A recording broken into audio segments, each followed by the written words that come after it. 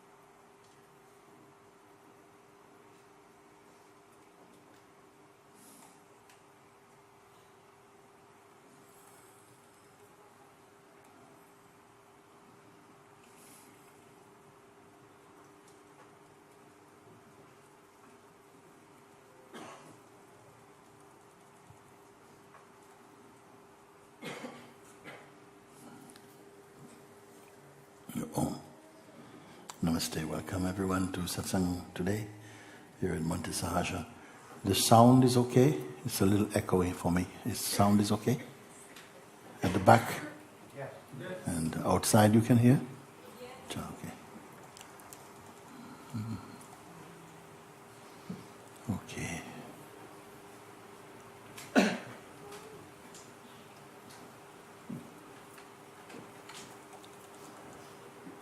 I just want to have an indication first before I go.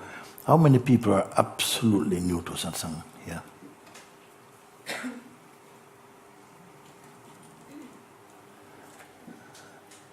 Okay. Does it mean that you have no idea what it's about or what?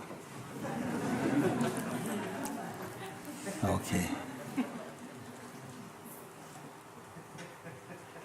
Because I feel these things a little bit, that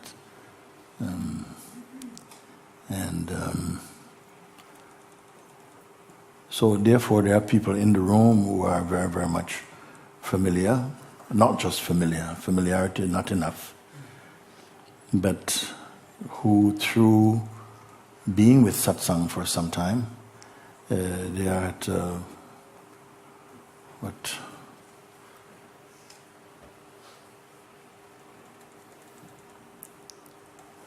they are not merely learning something, but more refining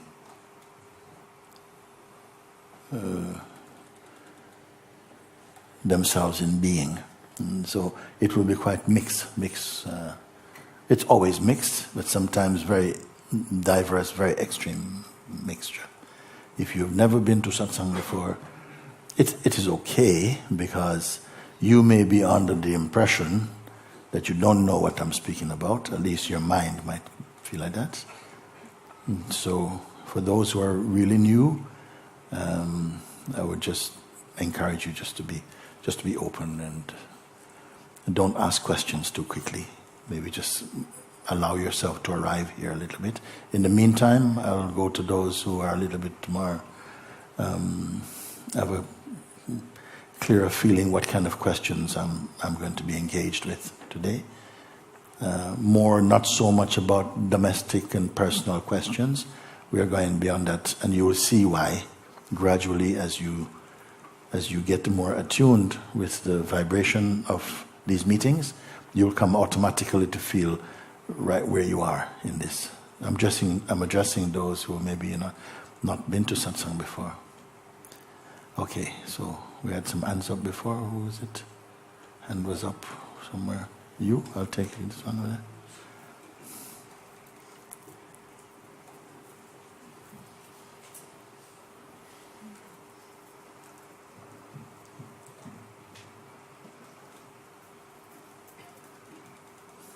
No. Okay. Hello, Mooji. Hello. I love you so much. I love you too. I never knew a love like this existed before I met you. Thank you. Thank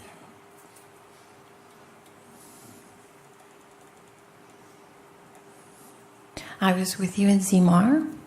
Yes. And so my question has to do with the what is, the essence.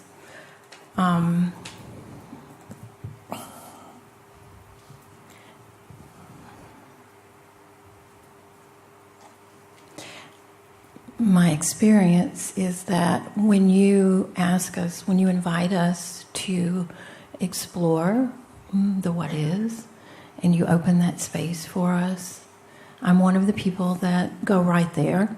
Yes. I feel it, I intuit the space and the emptiness and the timelessness. And then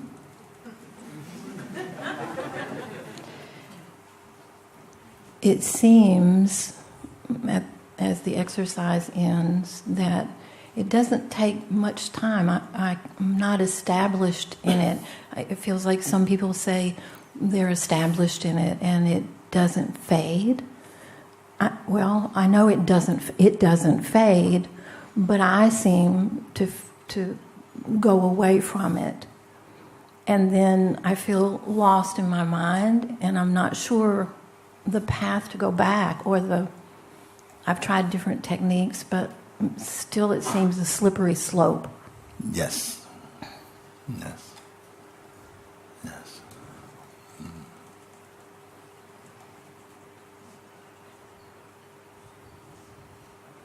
Supposing, if I could think of an example now, supposing you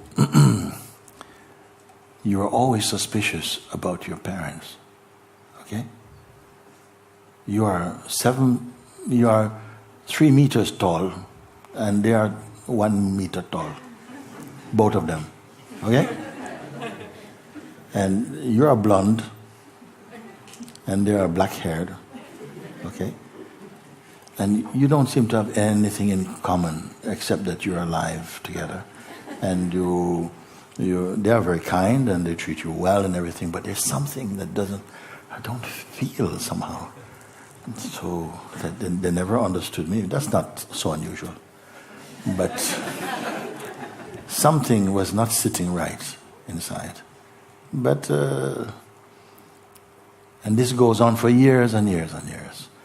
You've thought of them as your parents. You say, when the mom speaks, you say, yes, mom, and I will do that, mom. Sorry, mom. And when dad speaks, you say, yes, dad, I'm so sorry, and I will do that today, and so on, so on, so.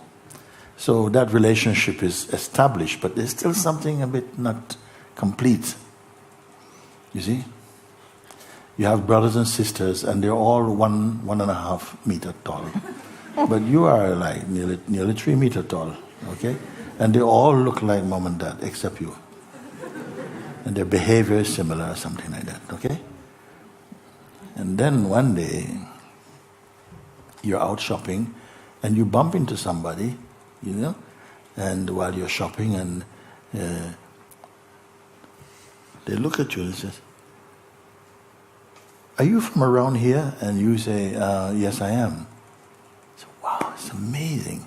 You have this amazing look of some people that I know. I'll forget about it. And you say, no, please tell me about it. Tell me about it. I said, no, it's a very strange story because we know where I live. We know one couple, when they were in hospital, some mix-up happened and the mother was given, and she feels it's the wrong baby. And this is about 25 years ago. Oh, I'm 25. And somehow, I don't know, maybe I shouldn't talk about it. No, please tell me about it. Where is this place? I want to. Oh, you're interested. Why are you interested?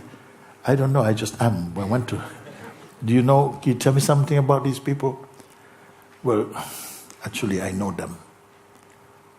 And can I take a picture of you and I'll show them? Just for curiosity's sake. As a matter of fact, I've got a picture of them. And then they show you this picture. You say, oh my God. You look so much alike. So much alike. So he says, look, I'm going back there and I'd like to take you. Just don't have any expectations, no hopes, but I want to take you just to say hello. But don't hold up any hopes in your mind.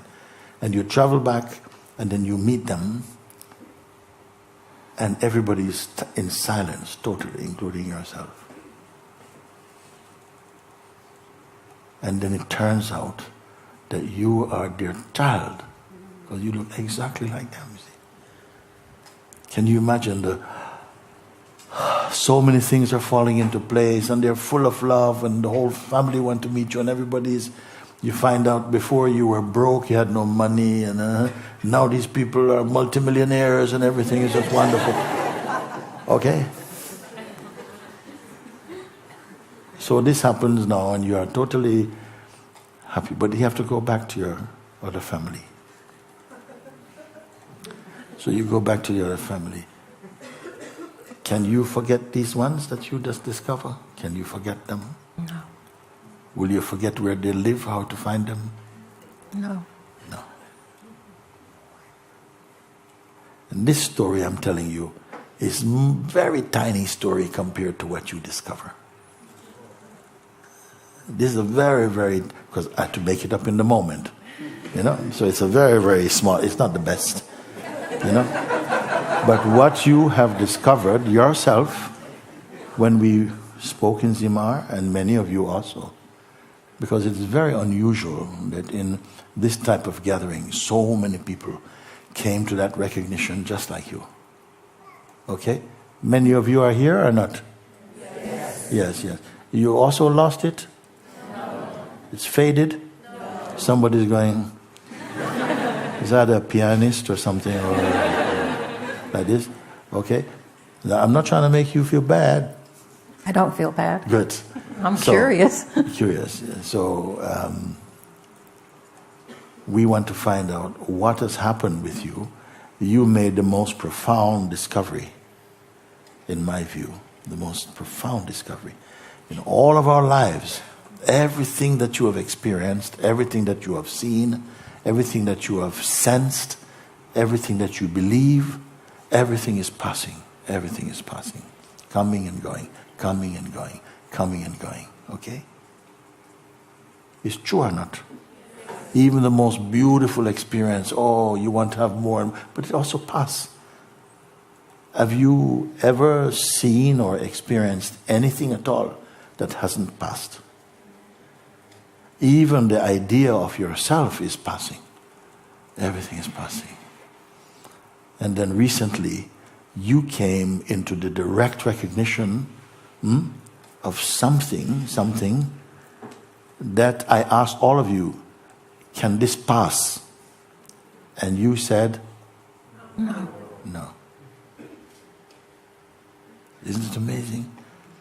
All our lives, some people 25 years old, some people 50, some people 70, some people 16, and they all answered, they're from all over the world. They're from all over the world. And they all answered, it cannot pass. It cannot die, they say. There is no time. There's no distance from what I am and what that is. They all said this, I remember, no? And then, what happened? That which you yourself confirmed cannot pass. And it's not an ideology, it's not a philosophy. I'm not asking you to believe in something. You experienced directly. You didn't have to see if anyone else experienced. You were strong enough in your own experience to say, yes, it's like this. It cannot go, it cannot fade. There is no time there. It is timeless. It cannot die. It cannot go because it never came. It's always been here. When have you ever spoken like that before about anything in your life? You spoke like that before. And now I am very curious and very happy in some way. And not happy because you feel you've lost it, but happy for the chance of looking what has happened with you that you now feel somehow it doesn't feel the same anymore. You rightly say, it must be the same. It hasn't moved, but I have moved. Okay? On that day when you were looking, the question was put to you, is it different from you? And you say, no, it is not different from what I am. But when I say I feel like the active witness. All the experiences are being reported to me. Which means that the same thing must be true of the what is. You are the what is. I was calling it the what is because we didn't want to use the usual words that people have trouble with, like God or the Supreme Being or Para-Brahman. No, I said just call it the what is. Because we couldn't find another way to describe it. It's just that which exists. And you say, yes, it's the same. So then you say, and then. So take me through the and then again now. When did the and then begin?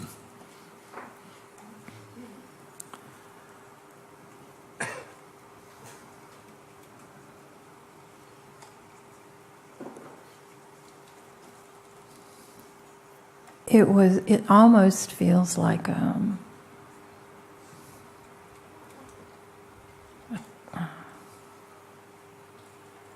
cloudiness. Cloudiness. Okay. Suppose, let's start there. Feels like a cloudiness has come and is clouded over the what is. Is it true? No. No. Cloudiness would just be another sensation, experience of cloudiness. Now cloudiness is perceived.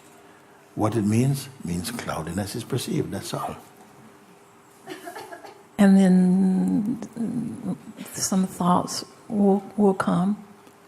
Some thoughts are arising in the cloudiness. Some thoughts are arising. They're also perceived.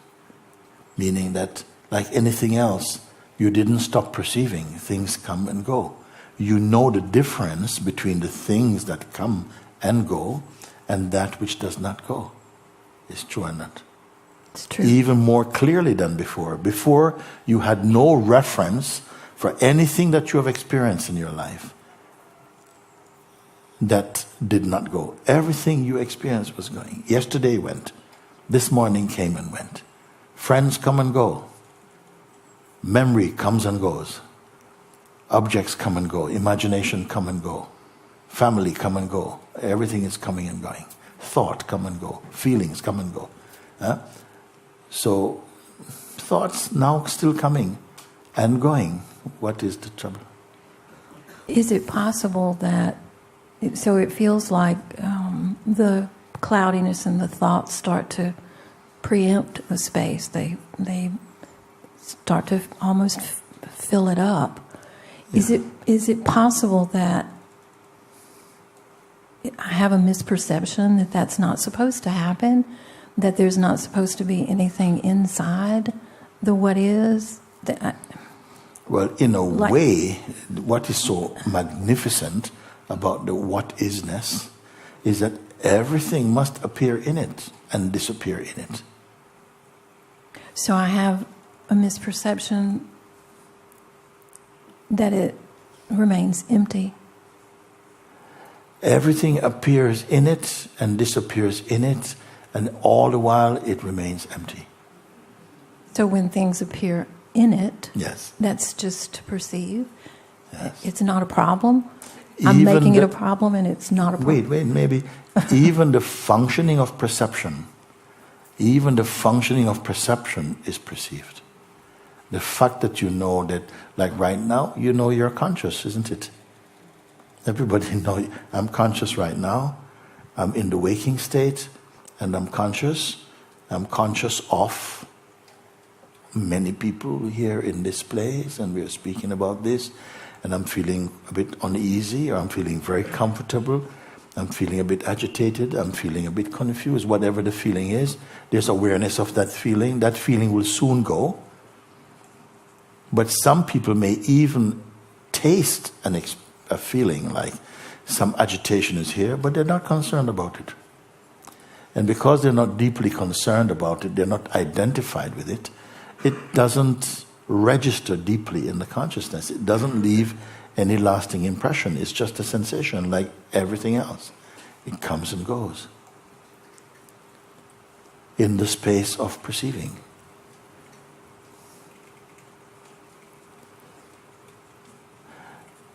Maybe some feelings came, and those feelings feel like they're from the old state. The old way of thinking and feeling is arising, you see? And so I must be the same old person feeling them. And now I've lost the what is. But the what is not a feeling. Can I say like this? For those of you, it is not merely a feeling. Because if it's a feeling, feelings come and go. Normally, human beings, we are looking for something, some kind of experience that we can feel. Oh, this feels really good. This tastes really good. Oh, this is really enjoyable. Oh, that is really intense. These are sensations, and we love experiencing diversity. This is sweet, this is bitter, this is tall, this is this. We love experiencing, in fact. Bitter or sweet, we love it. But this that isn't an experience like other experiences. It's not coming through the senses. Who follows? Yes. It's not just coming through the sense of, oh, that tastes nice. I can't say the what is tastes nice. It's not, it's tasteless actually. I can't say that, oh, it is round or that it is very long, because it is not any of those things. It's not reporting through the eyes. For the first time, you were seeing something, but not with these. Normally when we say we see something, I can see something here. What did you see with? Heart. With your heart. You saw. Yes. And when you speak from your heart, how strong you are.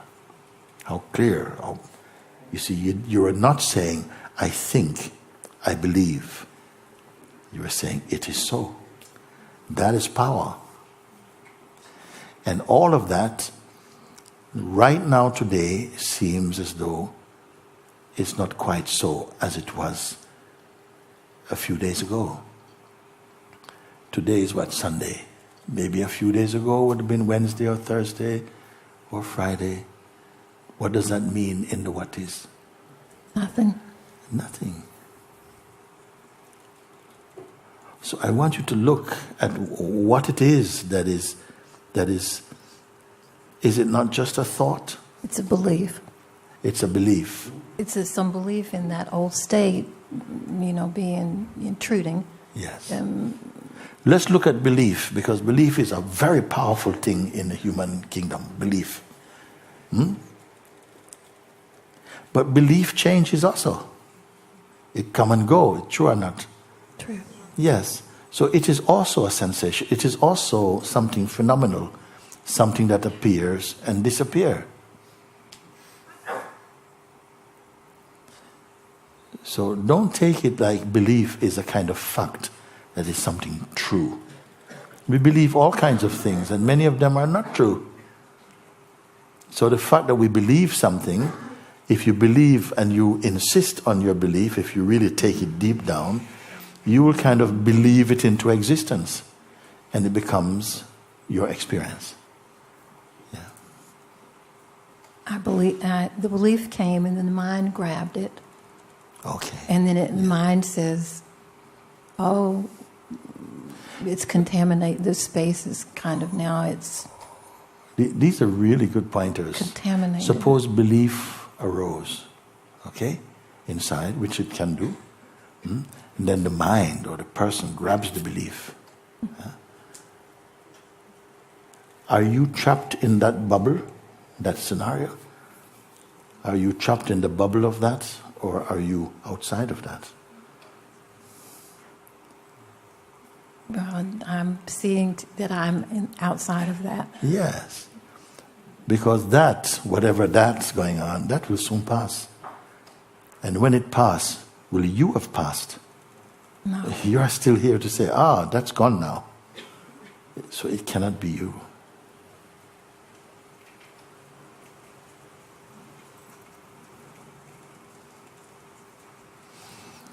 We need to find out what this is, because it's a strong thing, whatever it is.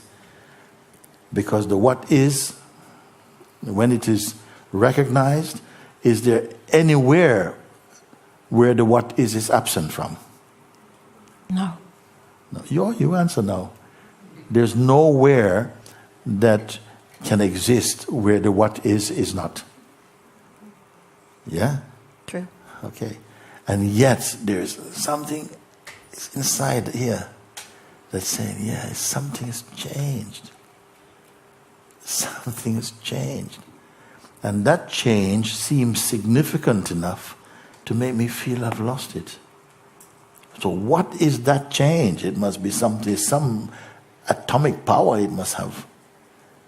Just like you can use your fingernail and cover the sun. One thought, ill-conceived, can cover your intuitive recognition of your heart. You can do it. So what is this thing that appears to be hiding the what is? And hiding it from who? Hiding it from who? From you. And you are what? And where? I am what is. I'm everywhere. Oh, things have changed. I am happy you speak, because just like this, and she's right also, just like this, you have to get used to, you're going to have to get used to the craftiness, the cunningness of the personal mind. Because of this mind has a power to create the sense of delusion. And we, the consciousness, also, are believing in the different plays of the mind. And if you believe in them, then it's like, each one is like a little drug. Like if you take alcohol, it will have a certain kind of feeling in the body. If you take some other drug, it will have a different feeling in the body.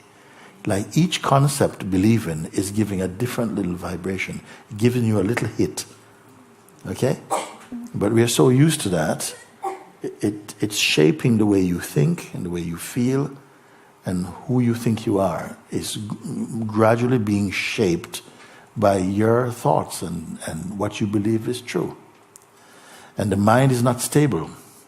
So many of the things we believe also keeps changing, because in that realm, nothing is steady. All your life. Some would even say all your lives. Maybe this is not your only and first life. Maybe this is many lives you have lived, you haven't forgotten. Like you forgot last Wednesday, last Monday. What were you doing last Monday? Exactly. Can't remember, okay? If you can't remember last Monday, what about, last year Monday, on the Monday of April, whatever date, where you can't remember. Then other lives, forget about it. We don't even know we had those. So everything is passing. Everything is passing. What is the continuity? Then for the first time, some of you came to recognize the isness of existence. That's not a small thing. What it means, the isness of existence. Where everything, every feeling, every thought, every seed of memory, the idea you have of who you are and what this world is, our belief systems and different structures, different religions, whatever it is, arises from that. And is perceived from that. Is that a small thing? Can anybody hide that?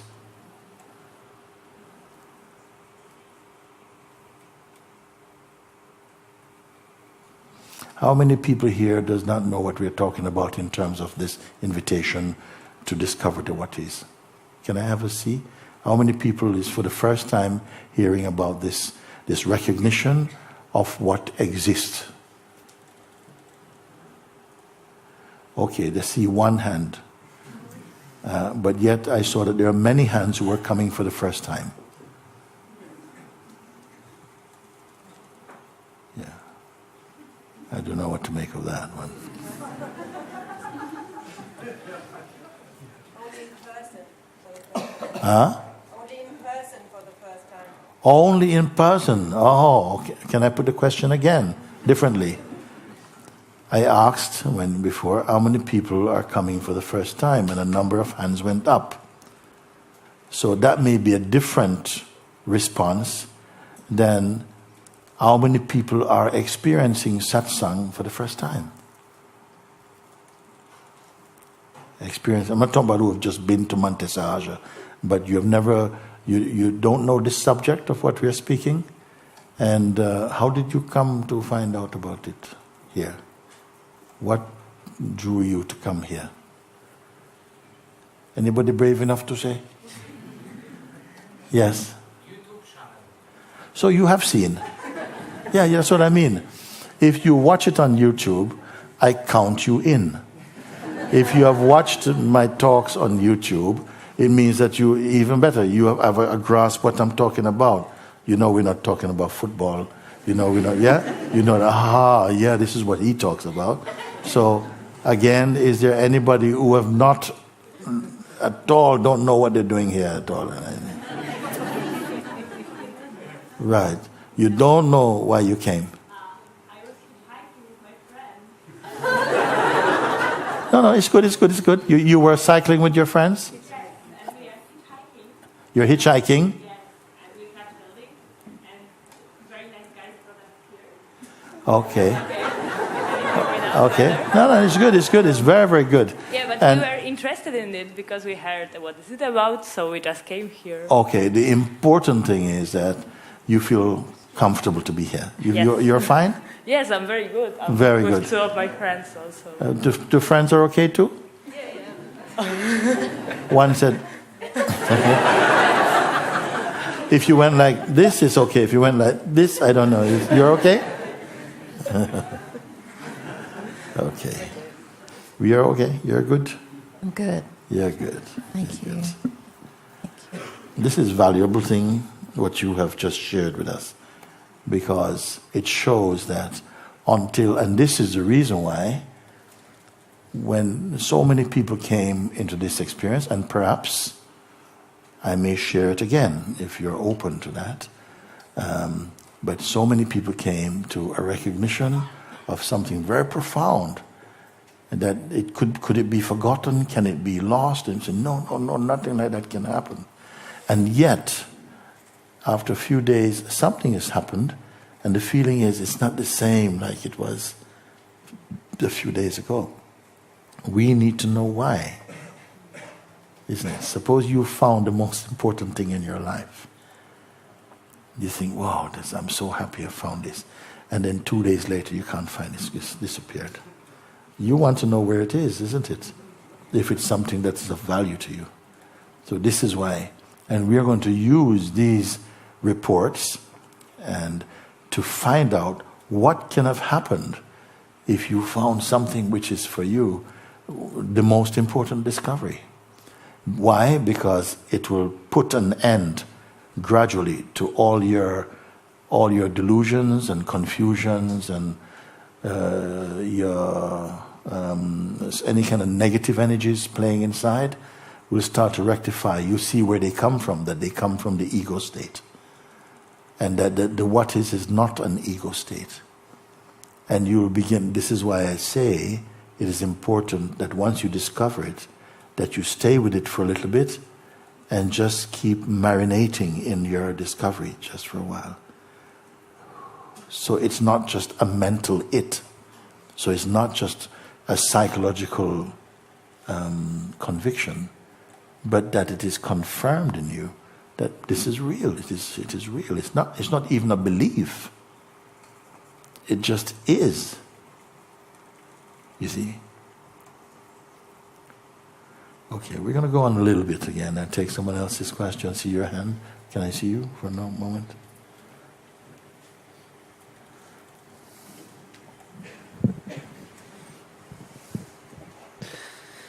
Namaste, Mooji. Namaste. Yeah, I'm a little bit nervous.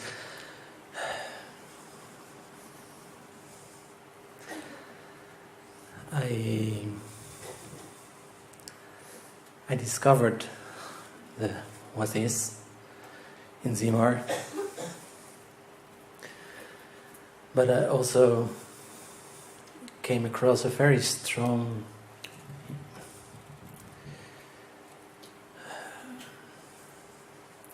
energy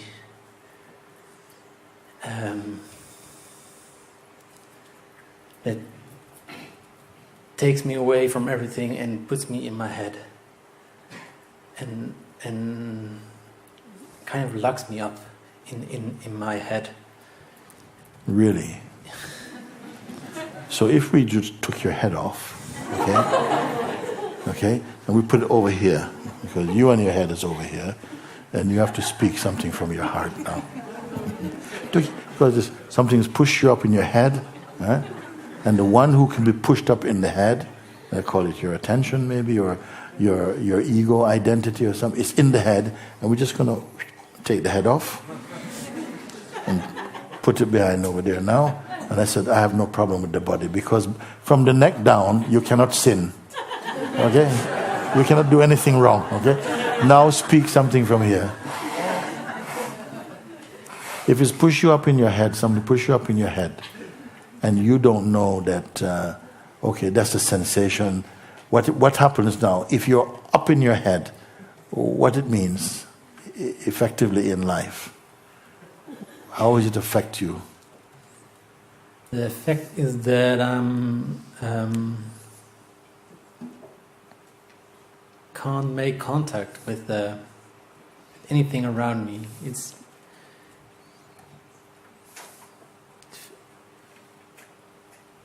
Okay. Speak only from the head then. Okay, no, but I have to, you say something has pushed me. Everything, right up, everything up there, from the toe all the way up. I'm in my head. Why would something, whatever it is, do that? You have just made the most wonderful discovery in the human kingdom. You simply discovered your total harmony I saw many people just after that this discovery, and I never see anybody so quiet. People so quiet and so happy. All their questions fell away. They felt very just calm, just like this. Okay, why would something come and go lock you up in your head? You can't come out. It strains me here in my stomach too. Like it's. And this has been going on since when? It became more clear after Zimar, but I know this is a reaction. So this is happening to the what is or not? No. It is happening to the idea you have of who you are. It is happening to your self-image. The idea, your egoic identity is having that. And actually, that egoic identity is not you. It's not anybody. Your ego identity is not you. It is just what you have taken to be you. And also, you've had many little identities and episodes like that of ego rushes, and you believe yourself so strongly to be this type of person. You try to convince people who you are. You may even go to war and start to fight people for who you think you are. But that will change. And another moment you'll feel, wow, what was I doing? I mean, what was that? I was completely crazy. I don't believe this anymore. So we've had many different impressions about ourselves, many different ideas about who we are, and they all pass. They were not consistently true. Isn't it? Your idea about yourself is not yourself. So something, it seems, inside the human instrument is not supporting your urge for freedom. It is like it wants to keep your attention just about on your everyday life and, paying your bills and getting a new car, and blah, blah, blah, which is, it's okay too, but it's not enough for a true life. True life is not about the things you have, but of who you are. So, at first it would seem that these ideas, you discover something that feels very beautiful. And then something goes, no, you can't have that. In fact, I'm going to push you in your head in the place where you really get confused. And you can't integrate, you can't align yourself with other beings. You're going to feel very left out and strange. Is that your friend? I don't think so. And so there's a feeling of agitation and being in the head. Yeah. Is it anything other than a sensation?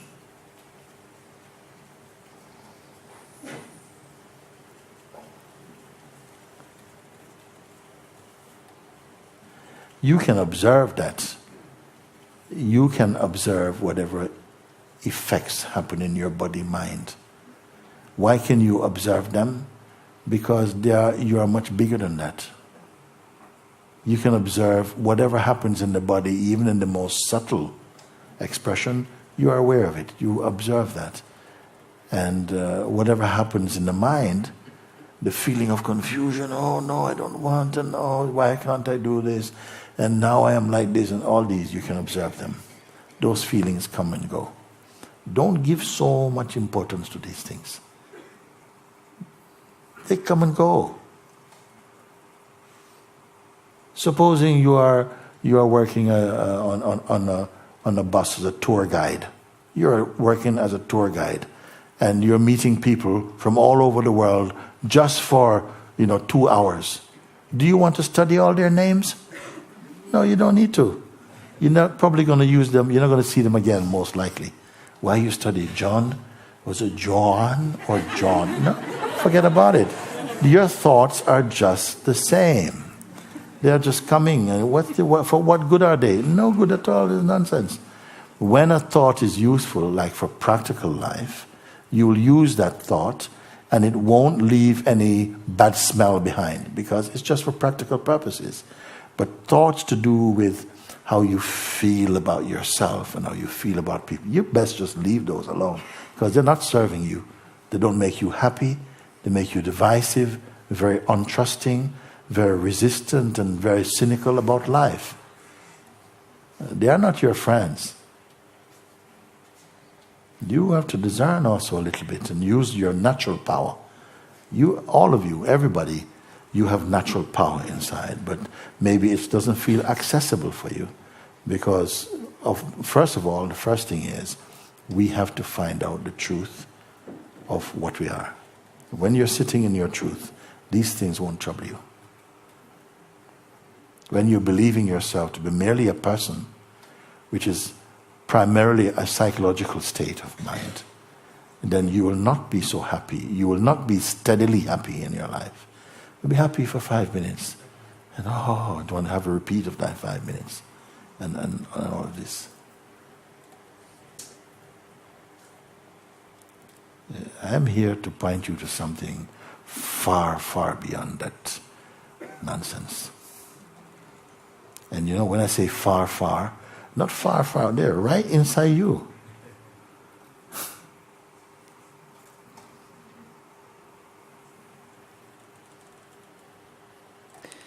It feels like that the force that has power, the mind has unconscious power over my breath, like it Yes. without knowing I stop breathing or I stop. That is region.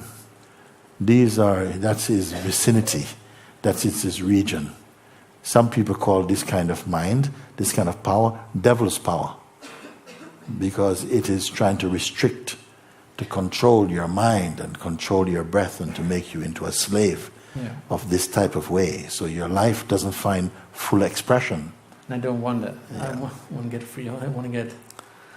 Well, you know, to be free of that, you must be free of the present identity you're holding on to. It's not that is the problem. But it's who you think you are that is the problem.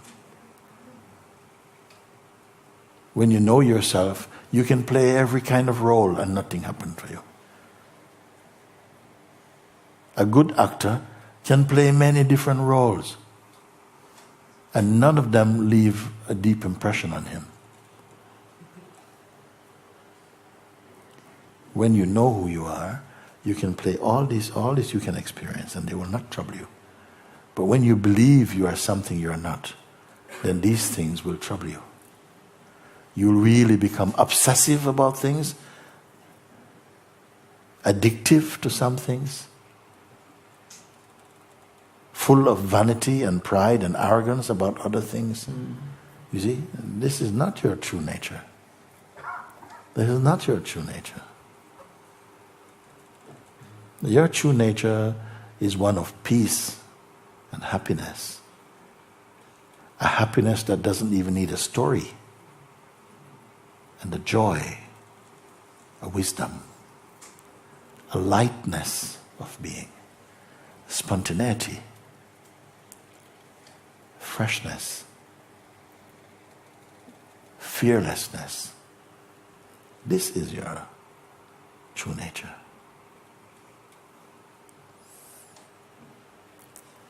And it comes with correct understanding, correct recognition of your true position as consciousness.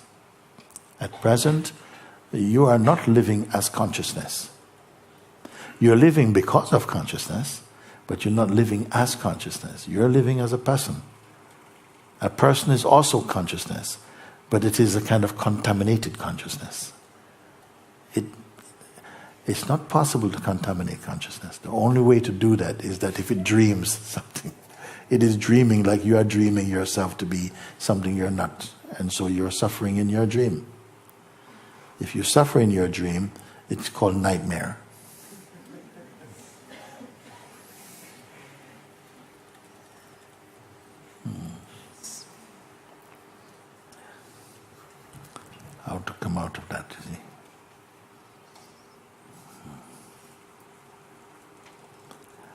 So, for the sake of those who perhaps have not really, are not familiar with this invitation, how it started was that I asked people if it was possible to come to a recognition within your own self, not merely a belief, but a recognition whereby you would immediately find a peace. You'll be free of any trouble in your mind and anxiety about life. You'll discover your true nature. Right now, would you be up for it? That's what my question, isn't it? Is there anybody who would not be up for it? Because this is a very free place. If you're not up for it, I wouldn't want to put you through that. And I'd ask you, go outside and sit there's some nice olive trees outside. You can sit out there. But if you want to go with the exercise or with this invitation, you're welcome to stay. And we can look together. We are good? Yes. And if you need to leave, don't be embarrassed to go. Just say you're going to the loo and nobody will know, and you'll go off.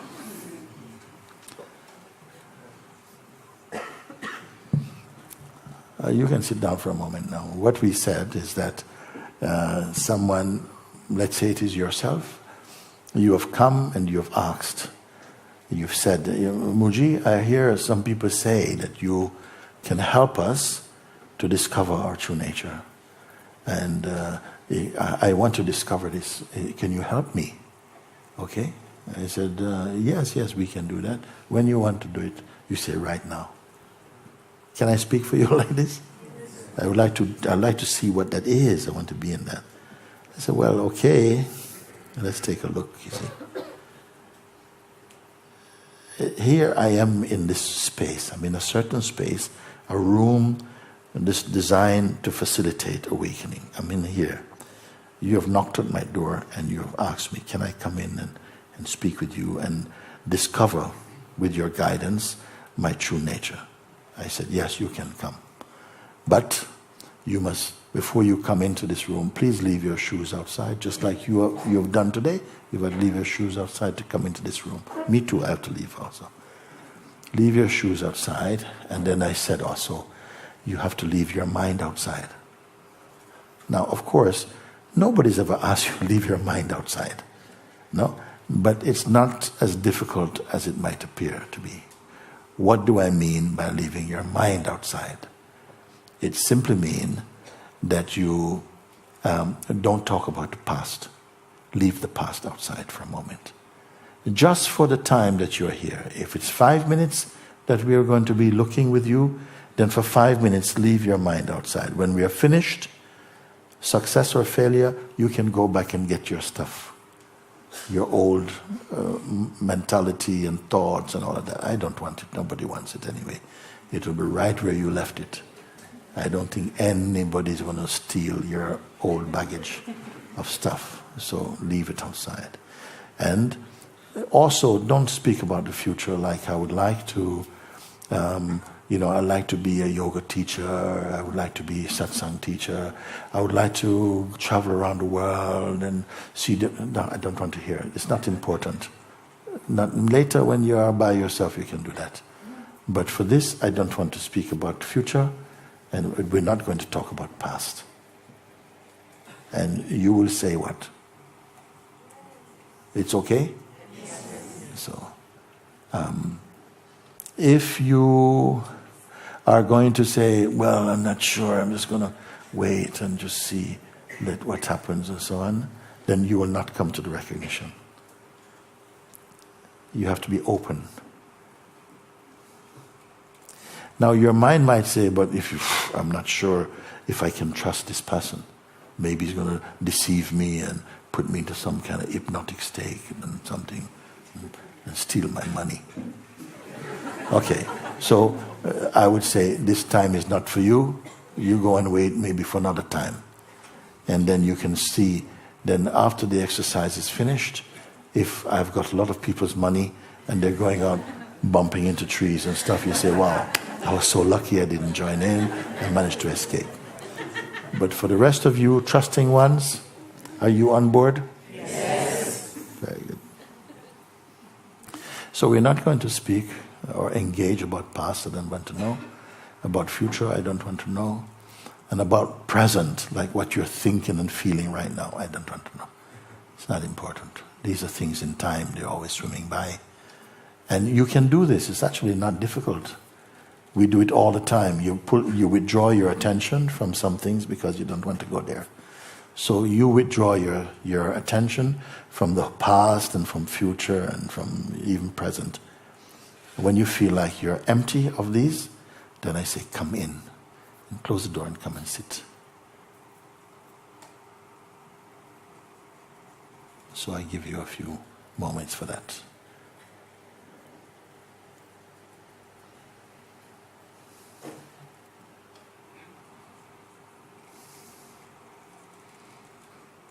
When you feel comfortable that you have left these, you will not engage with them, this is already something beautiful. You've made a choice. You make a choice, I don't want to engage with my thoughts about past and present and future. Because this really matters to me, that I'm really present and I really give my full attention to what Mooji is pointing. And it is very simple. So you're here. Now, normally the mind will come and say, well, okay, I've done what you asked, what now? What's the next thing?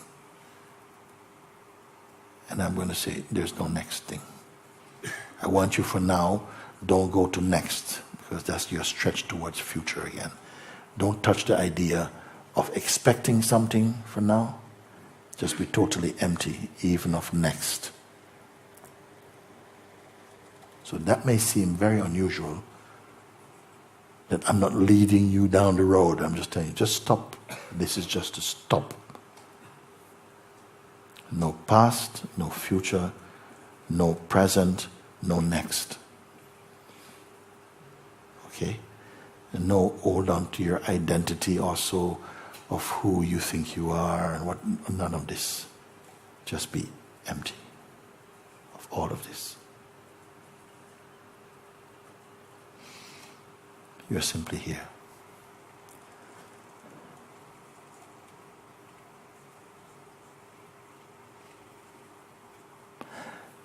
And you're not waiting. Don't be waiting. Just notice what I speak with you and just be with this. Don't be waiting. This is possible for you. I'm only bringing your attention to now. And here. That's all. Just be as you are just now. No baggage of past and what you want to do in the future. Just leave that alone for a moment and you are just here now.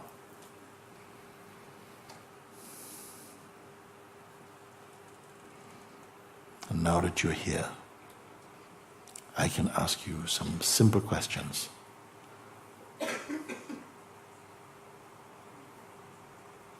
Don't be trying, don't be making any effort, because the now does not need your effort. To be here, you don't need any effort, you're already here.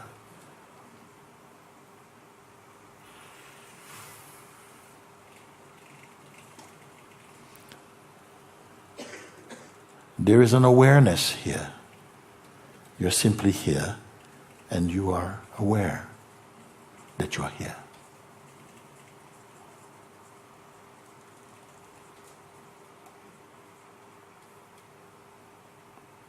This now that is.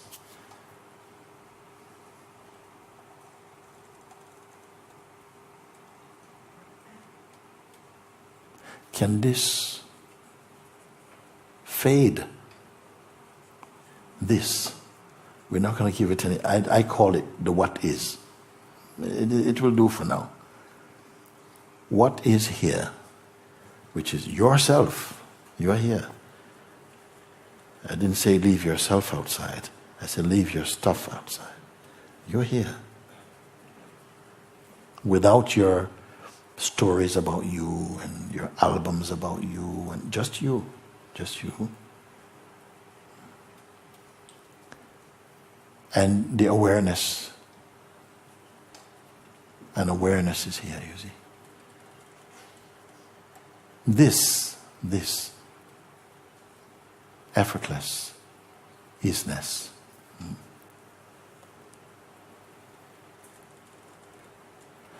Can it go away? I'm asking you now, and I need some feedback from you. Can it go away? No, it cannot go away. Does it have a shape, I ask? No.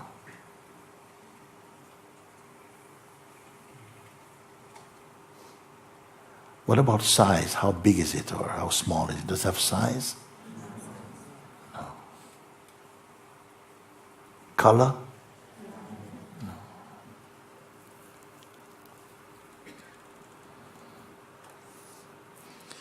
Whatever is here, is it your belief? At the back over there, you can answer? No, it's not merely belief. Can it be touched? No.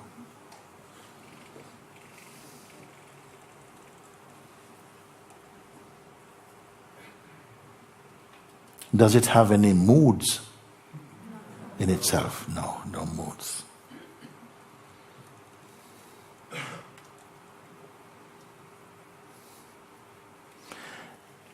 Here's a good one. Can it be sick? No. You're quite sure. It cannot be sick. Can it expand? Ah, not so much answers, no. Can it expand? No, no.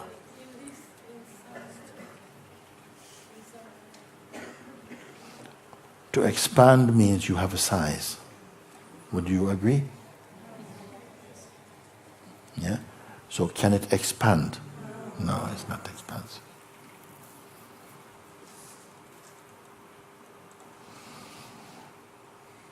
Supposing you, whilst being aware of it, you fell asleep. When you wake up, would it be gone? You sure? No. Yes. Okay.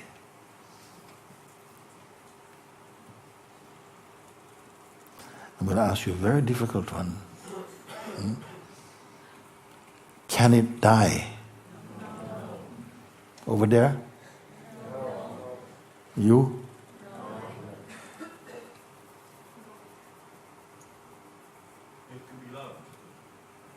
It can be loved, someone say it can be loved. By whom can it be loved? Let's slow down a little bit now, because it can be loved. And I'm not disagreeing, I'm only asking now. By whom can it be loved? By itself. Let me ask you another thing, one thing. How close to you are it? Is it? I mean, closer, would you say intimate, or which is very close? Or a millimeter or more? How close are you to it? No distance. No distance.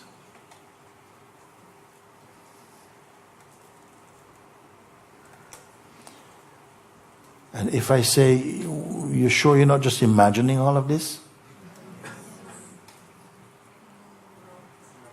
Over this side here?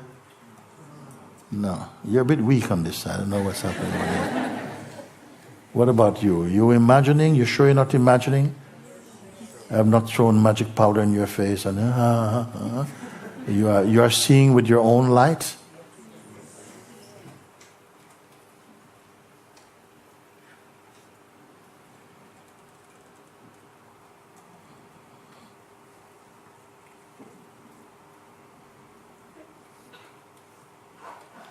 And if you came from, say, Croatia or from, Mexico or someplace, You know, I mean, is it that you live too far for it to come with you, or what?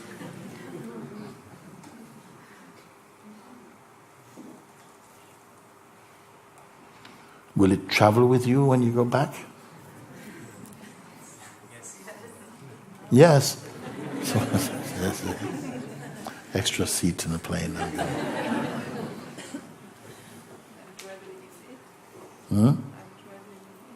She's traveling in it.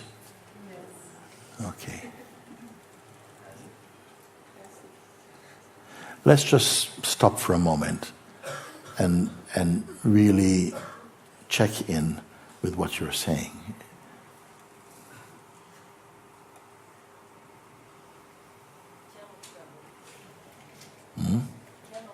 It cannot travel. Just stop for a moment and we are checking in if what you are discovering and saying, is it true?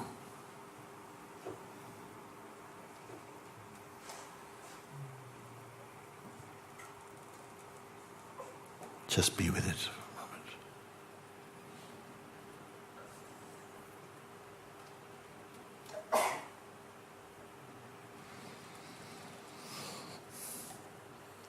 Is there it and you? No. So yourself and it are one and the same, you would say like this?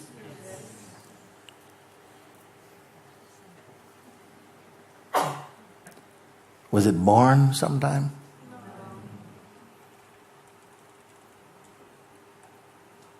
Were you born sometime? Really? Where are you answering these questions from? From it as it saying no distance.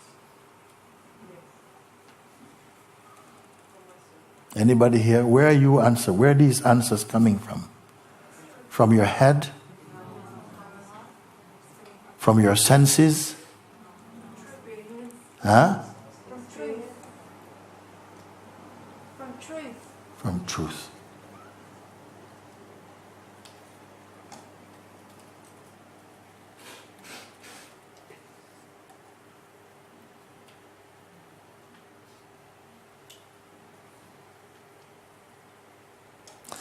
If yourself and this is identical or is one, more particularly it is one, and you say it has no complaint, it cannot be sick, it cannot die, it cannot go away,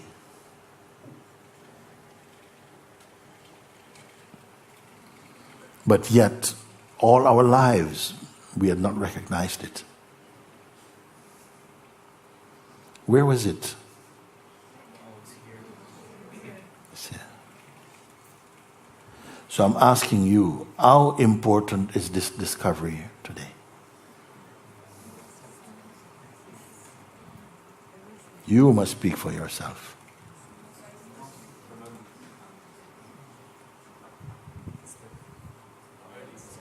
Because either your mind is going to say, yeah, that's really quite, hey, that's neat. That's, oh, awesome, man. Whoa, it's really good. We can practice that sometime. I got the secret now. Yeah, hey, I went to see Mooji and I'm awake. I'm enlightened, man. I'm starting my own series next week. Is it so? No. Perhaps it's more like a beginning for many people.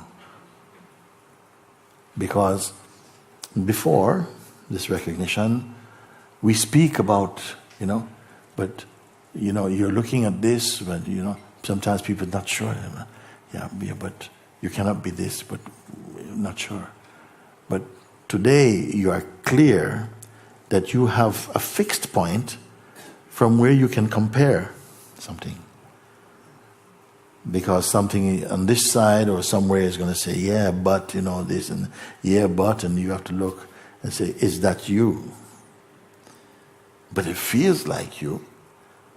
There's a space, a dimension of expression which is very, very personal. A place you feel you know very well. your identity, your person. Where does that operate in the what is? Is it just two distinct things, have nothing to do with each other? Gives the flavor to this consciousness. He says that the personality and so on gives a flavor to the consciousness. It's not bad, we can look more. You are saying over there?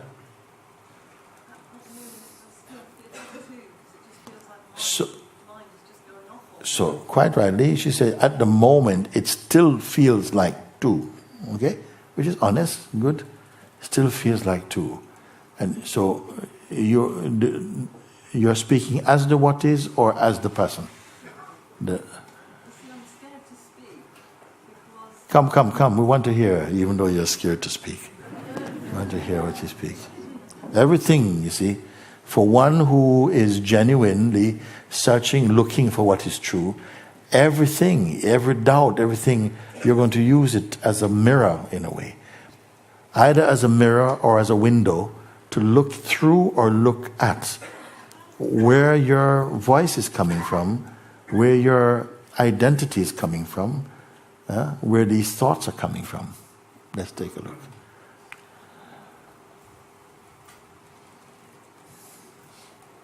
It's like, I know,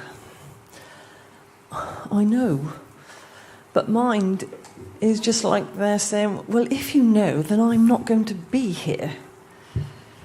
Right, which means? I'm back in the person again. No, don't do mind's work for him. And the mind just starts a sentence, you finish it off. It's like,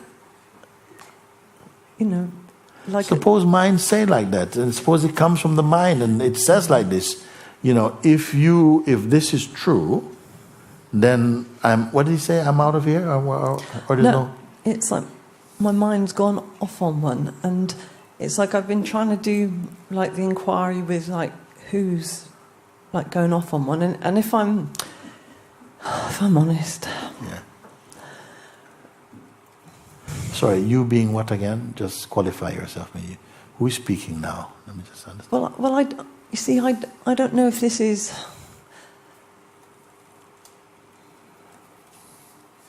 It's like I really want to clear something up, yes. And it's like mind is saying to me, "Yeah, go on, you speak to Mooji," and I've got you in a corner because it's like this is now. Mind is asking the question, and mind shouldn't be like asking the question. And it's like it's got me in this little box now that I just daren't speak because whatever I say is going to be from the mind because and the person, and it's wrong. You are still identified as that which the mind is capable of speaking with and having a relationship with. The idea you have of yourself is where your identity is holding on. That mind, the psychological force of the mind that you're speaking about and from, it cannot intimidate the pure self. It cannot intimidate the what is, by the way, isn't it? Sorry. Can it intimidate the what is? No. No. Okay, so it has to find something that it can intimidate, the one who will jump when he goes boo, okay? And presently that one, you have volunteered, I am that one, okay? Because your self-evaluation is of someone who can lose this thing or can be held by the mind, and the mind is going to go, I don't stop, and you'll go, ouch, ouch, ouch, ouch, ouch, ouch, please, I will be a good girl, I won't go to Mooji again, and I'll be something is being this. That identity is reacting that way, and perhaps it's the only way you think, or that's the only space you really fit as a person. You fit into that space, and you're not as yet, acclimatized yourself to your newfound space of the what isness. Let's slow down so we can listen, we can go over that, because when it first emerged in me, that we were going to, this example, this invitation was being presented, I first felt this is the end of my work. Because I can show you, and that will be it. But it's not it. I show you, and you see, this is what I am. And then another series of work begins to clarify your doubts. Because something is still going back to the old regime of identity and say, yes, I know the what is. I've been there. It's really nice. It's really together, okay? But I am not together right now. So I don't qualify to say I am the what is in my present state.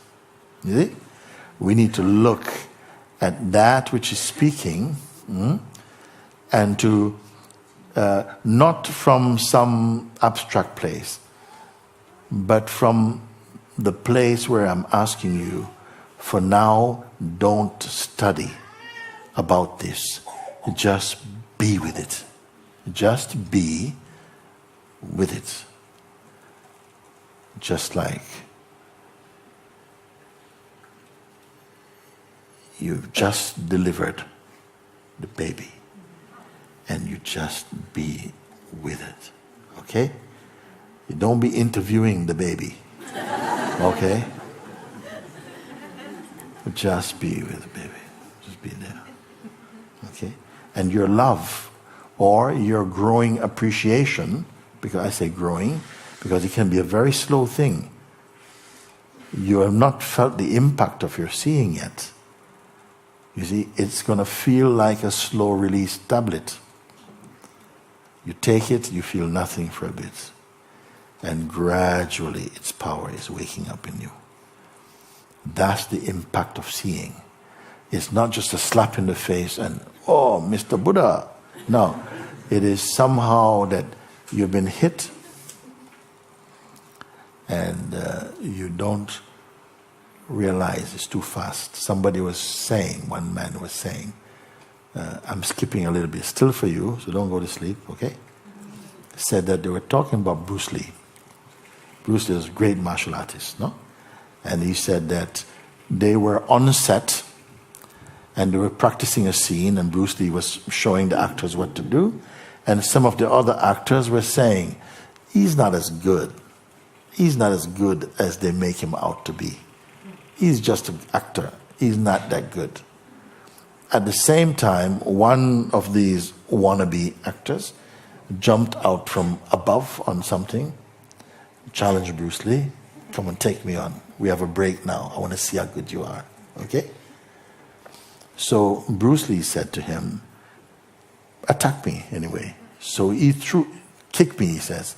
So the man threw a kick and Bruce Lee simply blocked it. Then it was Bruce Lee's turn. Bruce Lee threw a kick and it was so fast that nothing happened. Okay? So the guy was laughing like, that was nothing. And then he spat all his blood and teeth out. Okay? Not a nice thing to be saying in satsang for the moment, but a good example, no? Okay? Meaning that it was so fast, okay?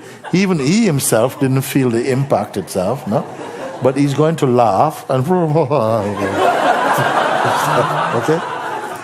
I'm not going to say something that's going to happen to you. But the impact of seeing is like this. It has happened, and gradually, wow, waves of illumination will begin to surface within you, and you will come to know without study even. Why? Because here now you are just being with it. It's like, what is? I mean, there's nothing to describe. There's nothing you can share. As I can give you a piece of what is, I've got plenty or something. You can't share it like that. It is not any religion specifically. It is not anything personal. It cannot be sick. It cannot die. It cannot leave. Where has it been all my life? Well, right here. Wow, how do you explain this? Don't. keep quiet. Keep looking at it, looking towards it, being one with it. And gradually, it will begin to flower in you. You follow? Because at first what's going to happen is your mind goes, yeah, well, been there, done that. Well, very nice. I know where to go. Next time I'm feeling a little bit moody, I'll just go to the what is. No, you won't. Because it is as though in the play of life, not in the reality itself, in the play of life, it is as though your mind has been trying to catch your attention so you don't recognize the what is. It's like every time anything comes close, it will give it another label, another reading, and your attention will just go there. As you're coming close to recognition, the mind throws a stone in the bush, and what was that? And you're off the scent again. It plays like this. And funny enough, it seems like it's meant to play like that for a while, until you are sufficiently ripe enough to grasp something of it. The life will give you, the nature of life in its expansive evolutionary movement is that it doesn't give you full solution, it gives you a hint. And you must exercise your discernment. You must grow in your power to recognize. And then as you recognize, you exercise. You're developing spiritual muscles. And spiritual muscles are that you look and then you discern and you feel, you come to higher and higher states of consciousness. Not because it gives you fully. When you are fully mature, then you get even what you've not asked for. You don't even have to want. The one who is mature in the heart is without wants. They don't, God, please give me. What? They have no want. The one who has no want is free. The one who has a lot of wants does not know themselves. Yourself is the source of all things. It satisfies itself.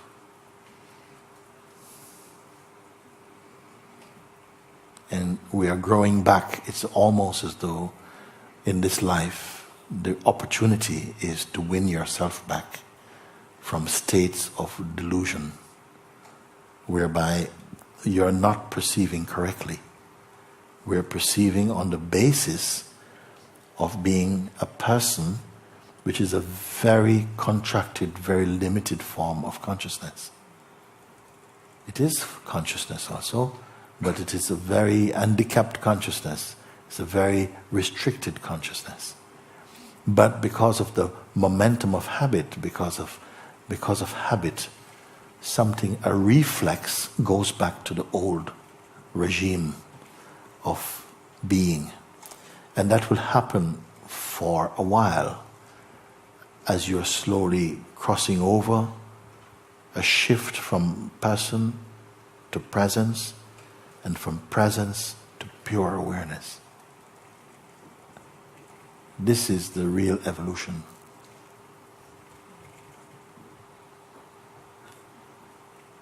So it is not so out of place what you've said.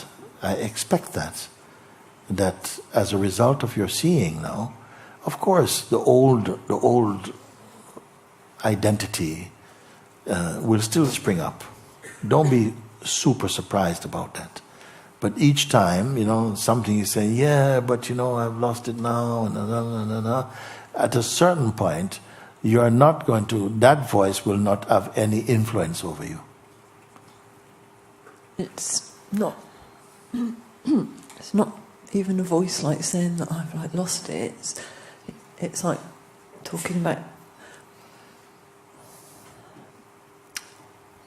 because like another word for consciousness is God, isn't it? and you talk about blasphemy. I speak about blasphemy. In what context? That people to say that, like, that God is blasphemy. Say? That for people to say that they, like, people can't admit that they're like the God self because it's blasphemy. No, you are misquoting how it's said. Right. I say that some people feel to say that you are one with God is a blasphemy. But I say rather to feel that you are apart from God is blasphemy. Right. It can also be seen like that, isn't it? That where would you get your power from? Where is your source that you can speak like that? You see, so the language is very, very open. Mm-hmm.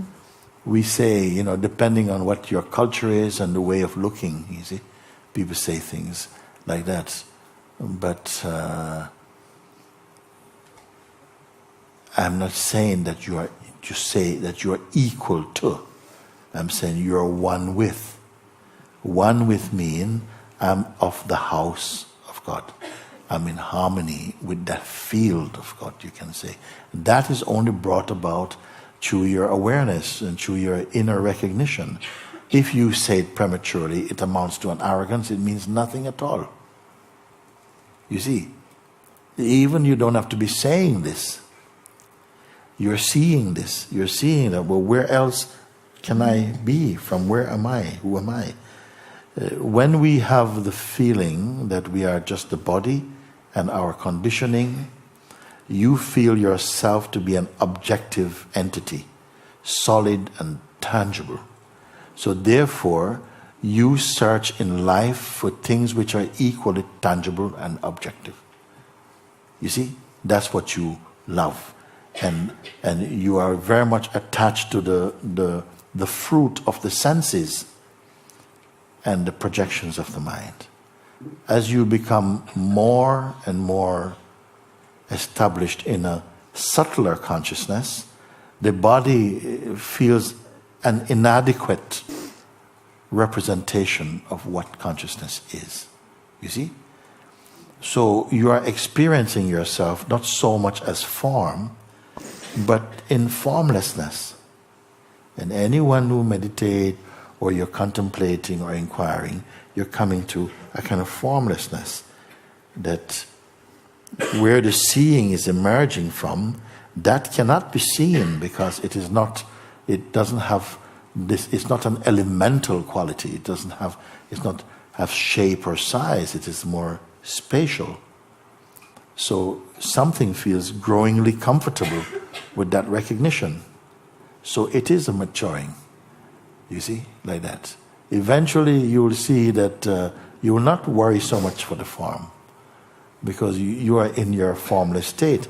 You're happy with the form and you are beyond the form and you're still happy with the form. You follow? And you must be experiencing this also.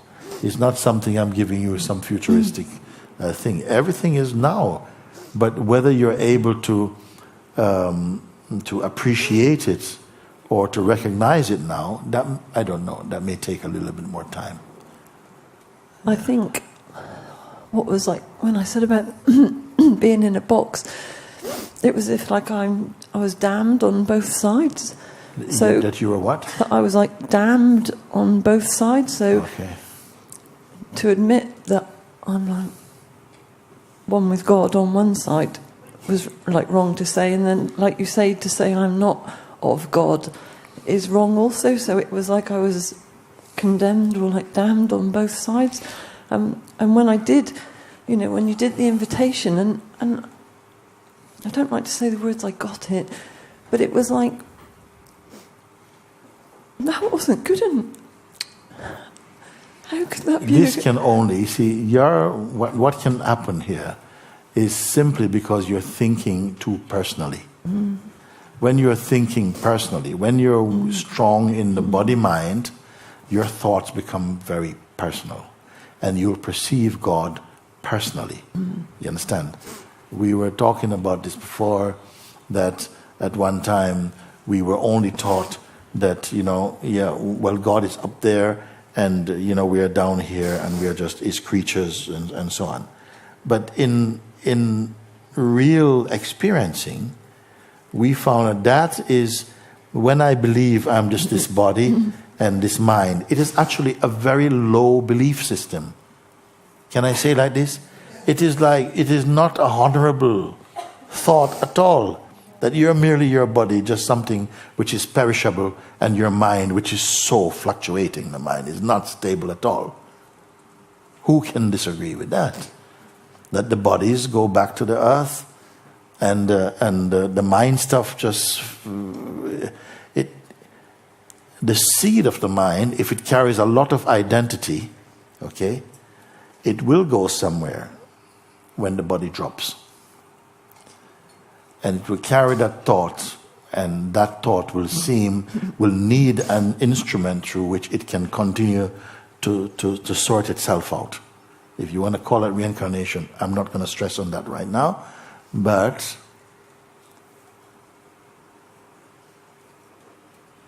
your idea of yourself as just only the body and the body-mind conditioning is a lowly thought. And if you believe it, which we are all brought up to believe like that, okay, we become very easily victims of life. The mind force of the darker energies and so on, they will easily overwhelm you because you think of yourself as perishable. You understand? We will be prone to feelings of guilt and fear and judgment and damnation and just unforgivable, unworthiness. All these things, you will know these kind of qualities more. You see? Because you think of yourself as a thing. And things are passing and perishable. But as you begin to be pointed inwardly, and grace helps you to do that, to look internally. When you look internally, you begin to discover eternal. When you begin to look inside, you see that, but all these forms are being seen, but the seer of them be seen? And when you really genuinely try to find who is seeing these, and not just assume or speak from what you've read in a book, but really look for yourself, you find the seer cannot be seen. And that is a fact of experiencing. And that something feels more truthful, more open, more universal, more powerful, more just beautiful. It feels very natural, and all of these other higher qualities are coming in. Because when you hold the thought that you're only the body-mind, that cannot embrace the higher consciousness, you see. Only as you are discovering your formlessness, you can then be capable of perceiving the higher modes of consciousness. And then it will not feel all blasphemy and all these thoughts, which makes a human being feel heavy and afraid. They will thin away because you have transcended them. Your mind has gone to a higher altitude of consciousness, and these lower impressions and vibrations, they cannot breathe in that altitude. So they will stay only in the low area of the manifest, you see. What mind said when I had the recognition was, if this is consciousness, well, this is, mind was saying about the recognition, if this is consciousness, it's not very, it's not a reflection of how glorious God is. Because, like you said, I think I had a perception of how it should be, because, your As I said to you, this is a beginning. Okay. You've come through a door and you think you have seen the mansion. You are just stepped in through the front door, and you think, wow, so this is the mansion. Yeah? But mind makes me feel so bad when I'm sitting there and you ask the questions No, and everyone's mind, going, yes. mind yes, doesn't make yes. you feel. Mind says things that you believe. Mind say things and you believe them. And by believing them, you come to feel very shrunken and weak and so on. You're a believer in your mind. You see? So as long as you keep looking from the place of the person, it will feel as though, my mind is beating, my mind is like this and so on. But it is there. One day you will thank your mind. You will say, thank you, because when I believed myself to be a person, you were on my back, okay? Biting me so that I will jump out of the person and into presence. When I was in presence, you could not bite me. Your bite pushed me to presence. You see? When you flatter me, you made me go to sleep to who I am. But when you kick me, I woke up to who I am. You see? Yeah. Okay, thank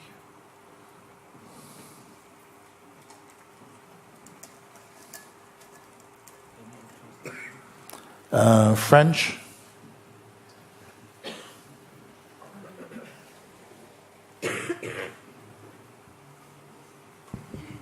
Okay. She's right with you, I think.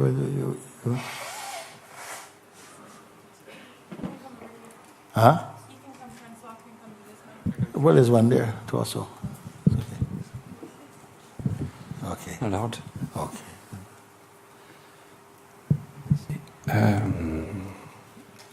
tout ce que tu fais en exercice m'a été donné la première fois. Everything you do in the exercise Everything you do in the what? Was given on the first time. Touché à l'être. La première fois, ça m'a été donné. J'étais jeune, c'est resté 1 mois. Je ne savais pas ce que c'était. Je n'avais pas de livres, de choses. J'étais pas intéressé à ça. So it touches to the being. And the first time he had an experience with the beingness of the being. You were a kid, he was a kid. Après, il y a quelque chose qui m'a poussé à reconnaître ça à l'extérieur. Donc j'ai lu des bouquins, j'ai rencontré mon maître, et la deuxième fois où c'est arrivé, pareil, Je peux traduire. Excuse-moi. So the first time it happened, he didn't know what it is, but he wanted to understand, like looking outside, what it was. So he started to read books. And then the second time, c'est arrivé aussi, et sans que j'ai une explication, sans que mon mental le fixe, par surprise. it happened also a second time, this kind of experience. And he didn't know, he was surprised about it, like something came without expectations. La troisième fois, c'était à Asmar l'année dernière. Il n'y avait pas de traduction. Et donc pendant la semaine, je n'ai rien compris. Mais je suis sorti avec un état d'être. The third time, it was in Zimar last year. There was no translation, so he couldn't understand. But he was in this state of the beingness. But you have to come more forward, come more to now. What do you want to know? Il faut que tu viennes plus au présent et que tu dises ce que tu recherches maintenant. Le présent me mène à un endroit où maintenant, quand j'ai la traduction, So now, like in the present, when he has the translation, cela disparaît. this disappears. This what disappears? Qu'est-ce qui disparaît? mon état d'être. His state of being. State of being has disappeared. And what witnessed the disappearance of the state of being? Qu'est-ce qui observe cette disparition de l'état de l'être?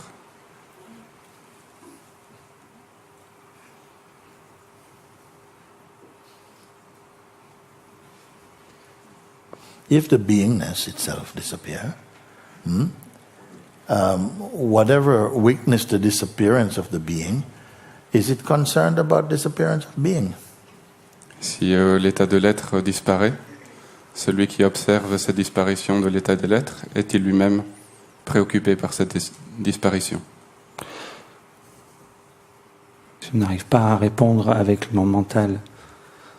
He doesn't manage to answer with his mind. J'ai toujours été guidé par mon... Okay, is he happy about it? Es-tu content de cela? Non. Non. So it is not weakness from the what is. It's more that his mind is having a sense that his beingness has disappeared, which is not true. Ce n'est pas quelque chose que tu observes à partir de l'endroit de ce qui est. C'est ton mental qui a cette sensation d'une disparition. It's just a thought you are believing in. C'est juste une pensée à laquelle tu crois. Yeah. When the beingness itself becomes insignificant, or if it disappears, you should be in the state of the highest. Quand cet état de l'être disparaît, tu devrais te retrouver dans l'état le plus élevé. Toi-même dans cet état le plus élevé.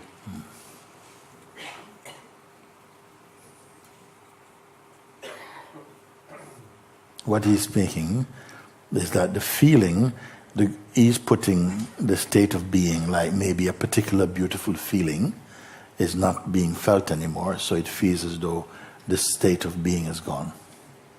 Ce que tu appelles l'état de l'être, c'est quelque chose qui est une sensation belle ou agréable, et que tu as l'impression qu'elle a disparu, donc tu as l'impression que l'état de l'être a disparu. Non.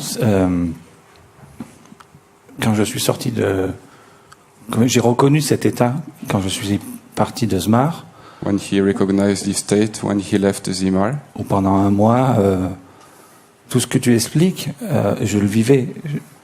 everything you were explaining for 1 month, he was living that. J'ai l'impression que l'explication m'éloigne de l'état. I have the feeling that the explanations puts a distance with the state.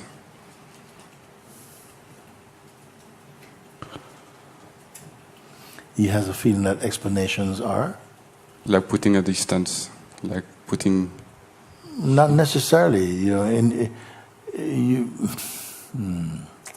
in the mature state, these things you will not feel like that.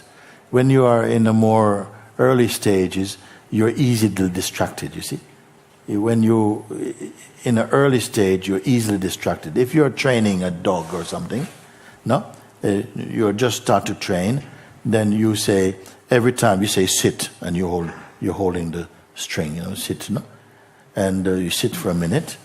And I'm sorry, I don't know if it's French translation for this. Maybe he's got your thing. Non.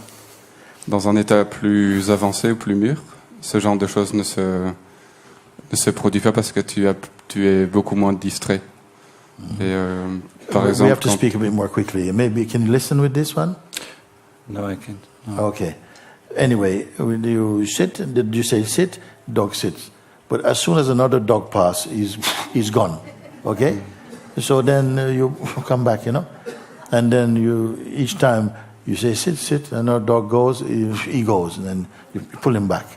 Then gradually one time you say sit, a dog goes, and just the eyes go. You see? Sit, one dog goes, nothing happens. You see? Then he's trained.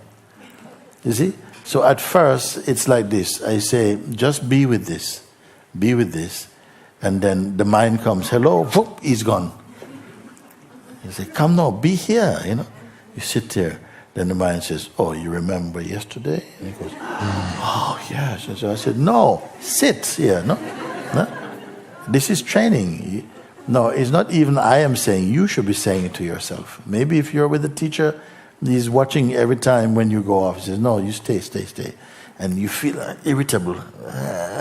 No, go, stay. But as soon as this discipline has happened inside, you feel so free. You're totally free. You can go anywhere because you cannot be distracted anymore. So it's still too early in this seeing. Sit, incubate, marinate in this state. You know, the mind comes, mind goes, mind comes,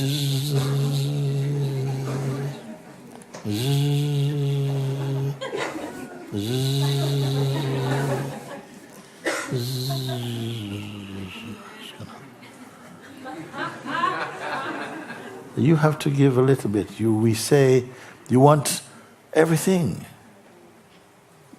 but you give so little of yourself for that. You must stay with it a little bit. This is how you prove your value. Not just as soon as something from the past comes, you're gone. So it has to stabilize and become more strong. And it's not a long time, considering how long we've been asleep. Can I say like that? Yeah. And this sleep is not just sweet dreams. And so now you wake up, and then somebody come, can I give you a bit of sleeping tablet? No, hello. Enough sleep. You see? So something inside you, this is why I said, I will wait and see. I will look and see who will be the one who will be with this and marinate in it, who will keep just being here. When the mind is saying all wonderful philosophical things on, spiritual, you just stay here. You're just here, sitting, rocking in the arms of God. You did nothing more right now. Nothing more right now, like that. And that would be your strength. Mind will say, oh, but you're not going to get strong just lying around like that. And you have to check that through. Say, no, not true. Go away. You see? You can't just, no, I must listen. No, listen to what he's saying. And use your power. Check in here. And he says, no, it's not true. Go away. It's not true. So you're not afraid of your mind. In the end, he'll be afraid of you. A little bit. But because you're not wicked, gradually he come join you. He come, okay, then he can come in. Because he is the same source as the one who imagines himself to be the person. They are both from the same source. And they must merge in the same source. And then all this show, all this suffering will be finished. And come to it while this body is still warm. Yes, find the imperishable one. While you have time, find the timeless one.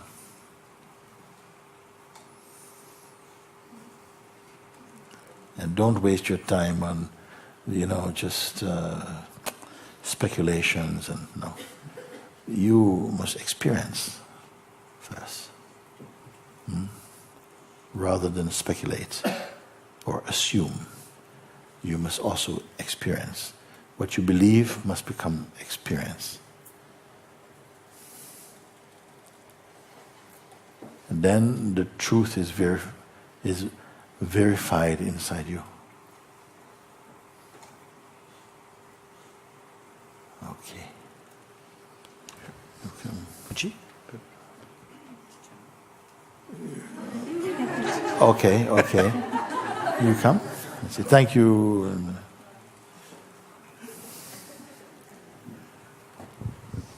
No, come in. Very good. Thank you.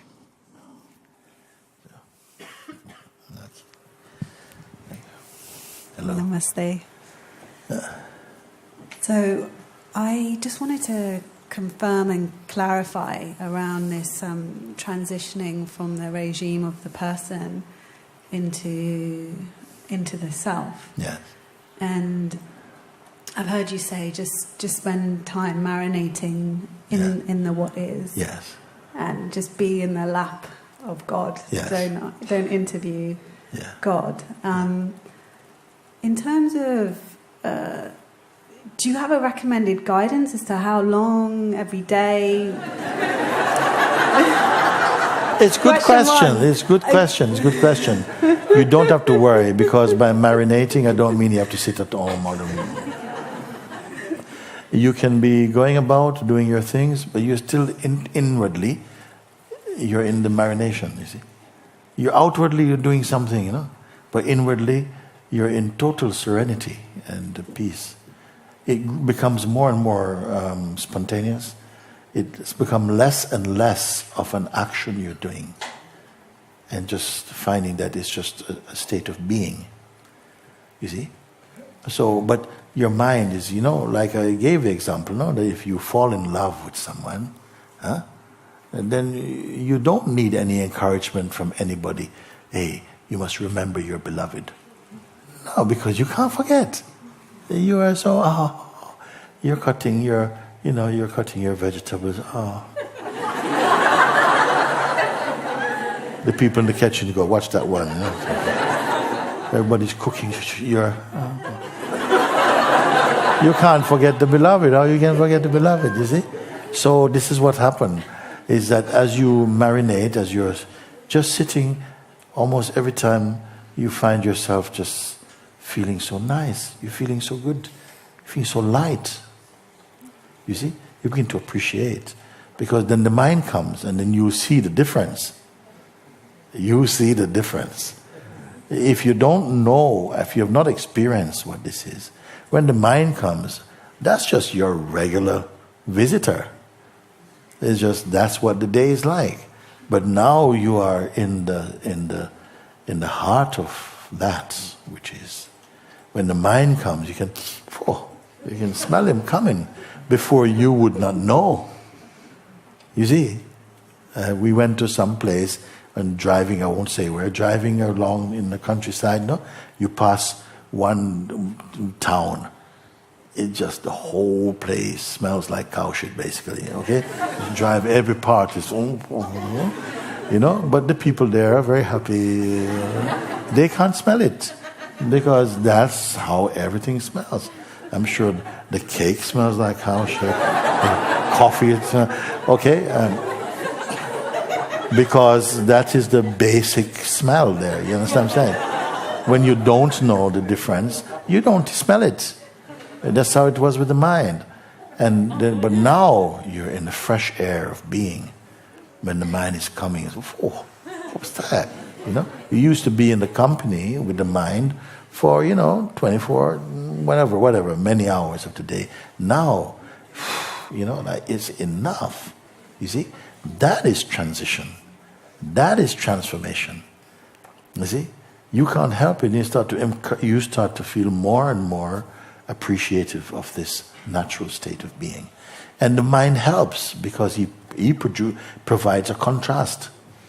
It comes, oh my God, beloved, I'm so happy, see? So it does go. There are times when you will just want to just sit, you feel like you don't want to go anywhere. You sit like, you're so established in peace, it's like you've got a mountain inside you. You just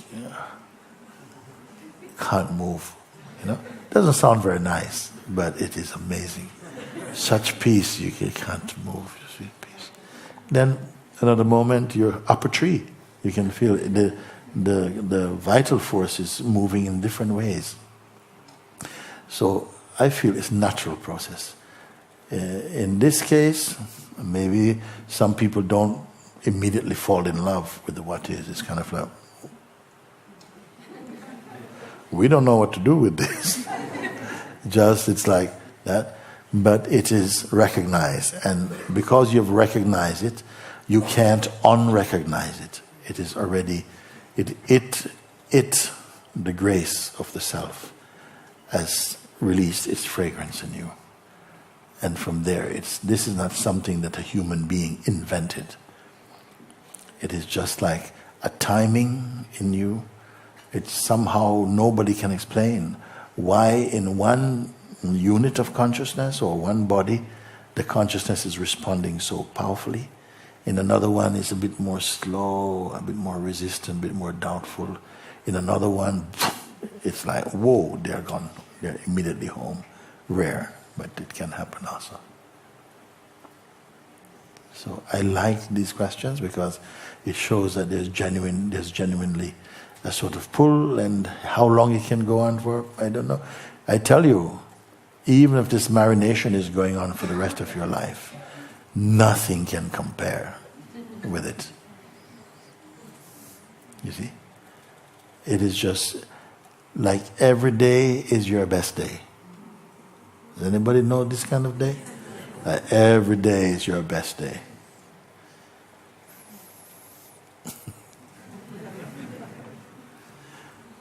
This is the nature of the self.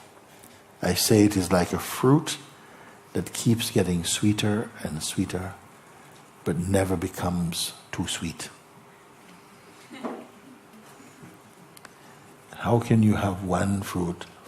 To everybody, it's the same. It tastes just sweeter and sweeter, but it never becomes too. Some people say, no, I like sweet things. Some people say, I don't like sweet things. But this fruit you are going to like very much, because it is the fruit of your own self.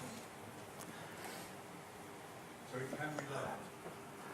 Yes, in the beginning, it is loved in the sense that you retain a sense of your individuality as a person, and because of this sense of duality, you think you're loving like one thing loving another, whereas in fact it is it loving itself in the form of other or anotherness. And it can take a while for this sense of other to wear off into just this oneness. If duality has any real beauty about it also, it is for the joy of the self loving itself in the form of everything or everybody. In fact, it's not people. When we say you love everybody, what does it mean, love everybody? You know, a person is not necessarily a very lovable thing. Okay? It's only when the person unites a bit with its heart, it becomes beautiful. You see? It's not just beautiful by itself. A real flower and a plastic flower can look really similar from a distance. But the plastic one has no smell. And it's the same thing. The ego can really resemble like this, but it's not the same. It is not the same. Initially, it will feel like, yes, I'm loving, because even in the egoic state, one is evolving to higher ego, more purified ego, but still ego, which means what? It simply means that you believe in your apartness, you believe in your, what you may call autonomy, you believe in your separateness. You see? And it's not necessarily beating your chest like Tarzan or something. It just means that you believe that you're apart from the one. You see? So all of us feel like that at some point. Even the great sages and saints of the past, they also had that taste in the beginning, and they transcended it because of wisdom, grace, and love, and the urge to find the truth. They overcome. Just like you, just like ourselves. Yeah. And to clarify, in the times when you start to smell the smell of the mind, you do the inquiry, look into who the voice is speaking to, and come back to the observer. Yeah. And then those moments where let's say that the energy from the mind comes very strong, and in the moment it just overpowers you in the moment, then are you to, when the energies have just settled down, come back and sort of look at it, Yes, go back and observe afterwards? let's look at that. I will tell you, you are much more diverse than you think. It is okay. Suppose you say some energy from the mind comes like a tsunami. Wow. Suppose this one come, okay? And, should you be inquiring who is drowning? No. When that come, actually, there's another way inside. It's just that is what is being experienced at the moment. It doesn't mean that I am not myself.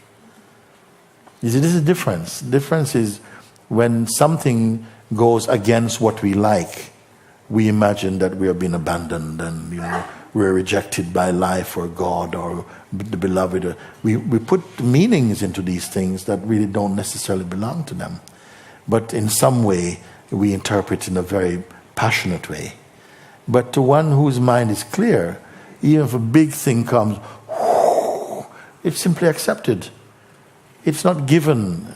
It's not given to the mind and then say, oh, this means that, I'm not in favor with the Supreme and what have I done and all this.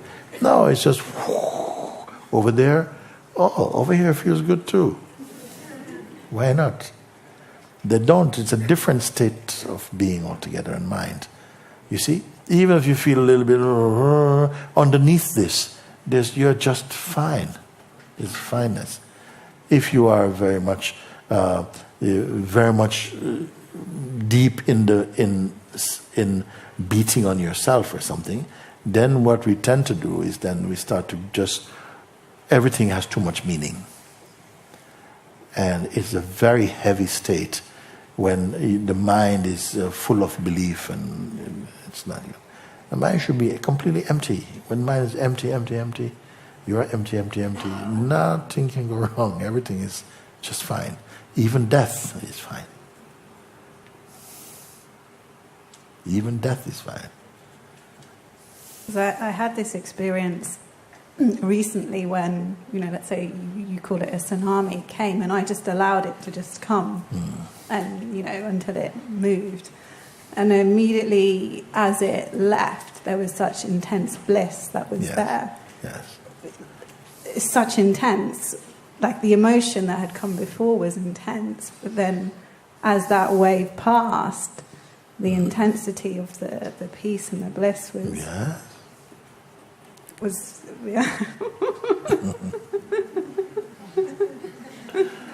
and it's just a reminder that was there always, even when the tsunami came. Yeah. Just momentarily, maybe the attention goes on to the tsunami. Yeah. But once you come back home, the what is it is a just training. there. If you don't take things personally, then you don't have the feeling that, oh, this person is doing this to you and why is life doing it to you? All of it is consciousness. Consciousness is playing with consciousness to evolve consciousness. Of course, appearing in the form for other people who say something, somebody's walking past and says, peacock. And you go, did she say peacock? Oh, it's bad luck. Then you are all having dreams about peacock landing on your face, pooing on your pillow. And then you confront the person, excuse me, when you passed me the other day, why did you say peacock? And they say, I said peacock? I don't remember saying anything like that. What's your problem? Who said peacock? Huh? God said peacock. Consciousness said peacock. To get that peacock mentality up and flushed out. When you see it, then you can have a laugh, it's okay. It's not really, we create most of our own trouble through the mind. We do it. This is why we should not cling to mind, because it will present some things to us that your carnal mind likes. And because it likes those things, and then when it comes time to really be open, like for instance to follow the invitation and so on, you can't do it wholeheartedly because you have some, you have some treasures, stored up in the bush over there that you want to enjoy. You can't come fully into this because you're already preoccupied with something else. This is what happened. And on duality, just if I've understood correctly, is it the self enjoys the play of duality when you're from as the self? Well, it enjoys. You can say it is so vast. Enjoy is you can put it in the biggest word, in the biggest term. You can put it in the widest context, in the highest context. You can say it does it for joy. Yes, but it's not addicted to that joy. Just sees the humor, the fun in it. Is that what you mean? There's no cynicism, really. Well, I have to say there's cynicism as well. Why not? I mean, there's a bit of cynicism is there. It plays everything, but not as cynical as human mind can be cynical, in that way, to take it so deeply. The cynicism, there's truth in cynicism also. There's kind of laughter and fun in it. But if it is happening from the ego, it can be very nasty. But it can also just be funny. Sometimes the cynicism is the most direct way of saying something. Can I go that far? Sometimes it is like bang, and that mouth is closed for a good time after that. You see? But it can be done without spite. I'm just saying these things to show the enormous flexibility that consciousness is. It is not prudish. It is not, thou shalt not. Oh. It is not like that. The mind is like that.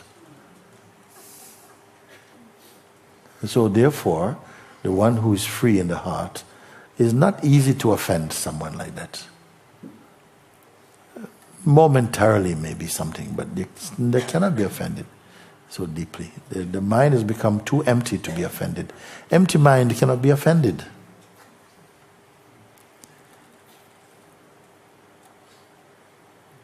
Impersonal mind cannot be offended.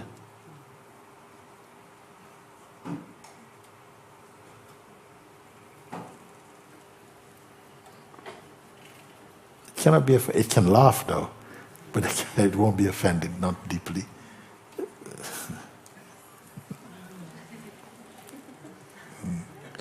Thank you very much. Thank you. Come on a moment.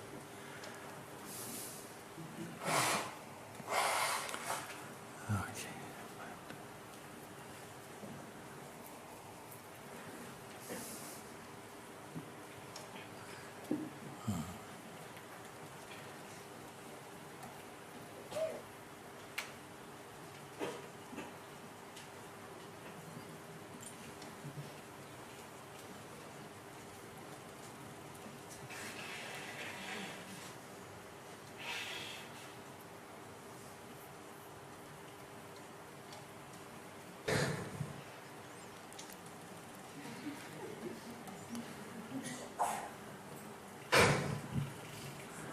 I really have something to say. I know, because your hand was like, whoa.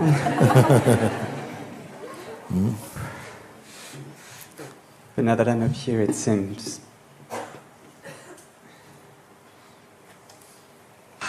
It's okay. You can sit back down too. No. Okay. Because I don't know when is the next time I'll have this opportunity to speak to you. Okay. Good. And it's very much in line with what has just been said. It's boiling. It's been boiling for a while now. Mm-hmm.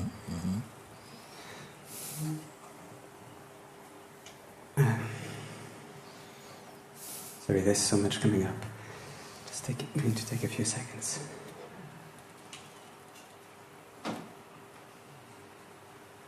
Okay, what was coming up just now is that I need guidance.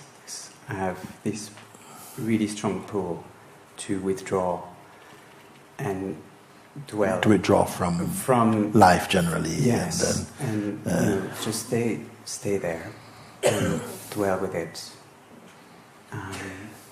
And there's also another pull, which is to be in life with it. Yeah. They can be sequential also. It can be that for a while you have to take yourself away from something. It is not unwise to do that. You can take yourself away if you feel I need a bit of space. It may not be as much space as you imagine. It's funny because sometimes you feel really overwhelmed. I need to take a week off, but after one day you feel just great. Yeah.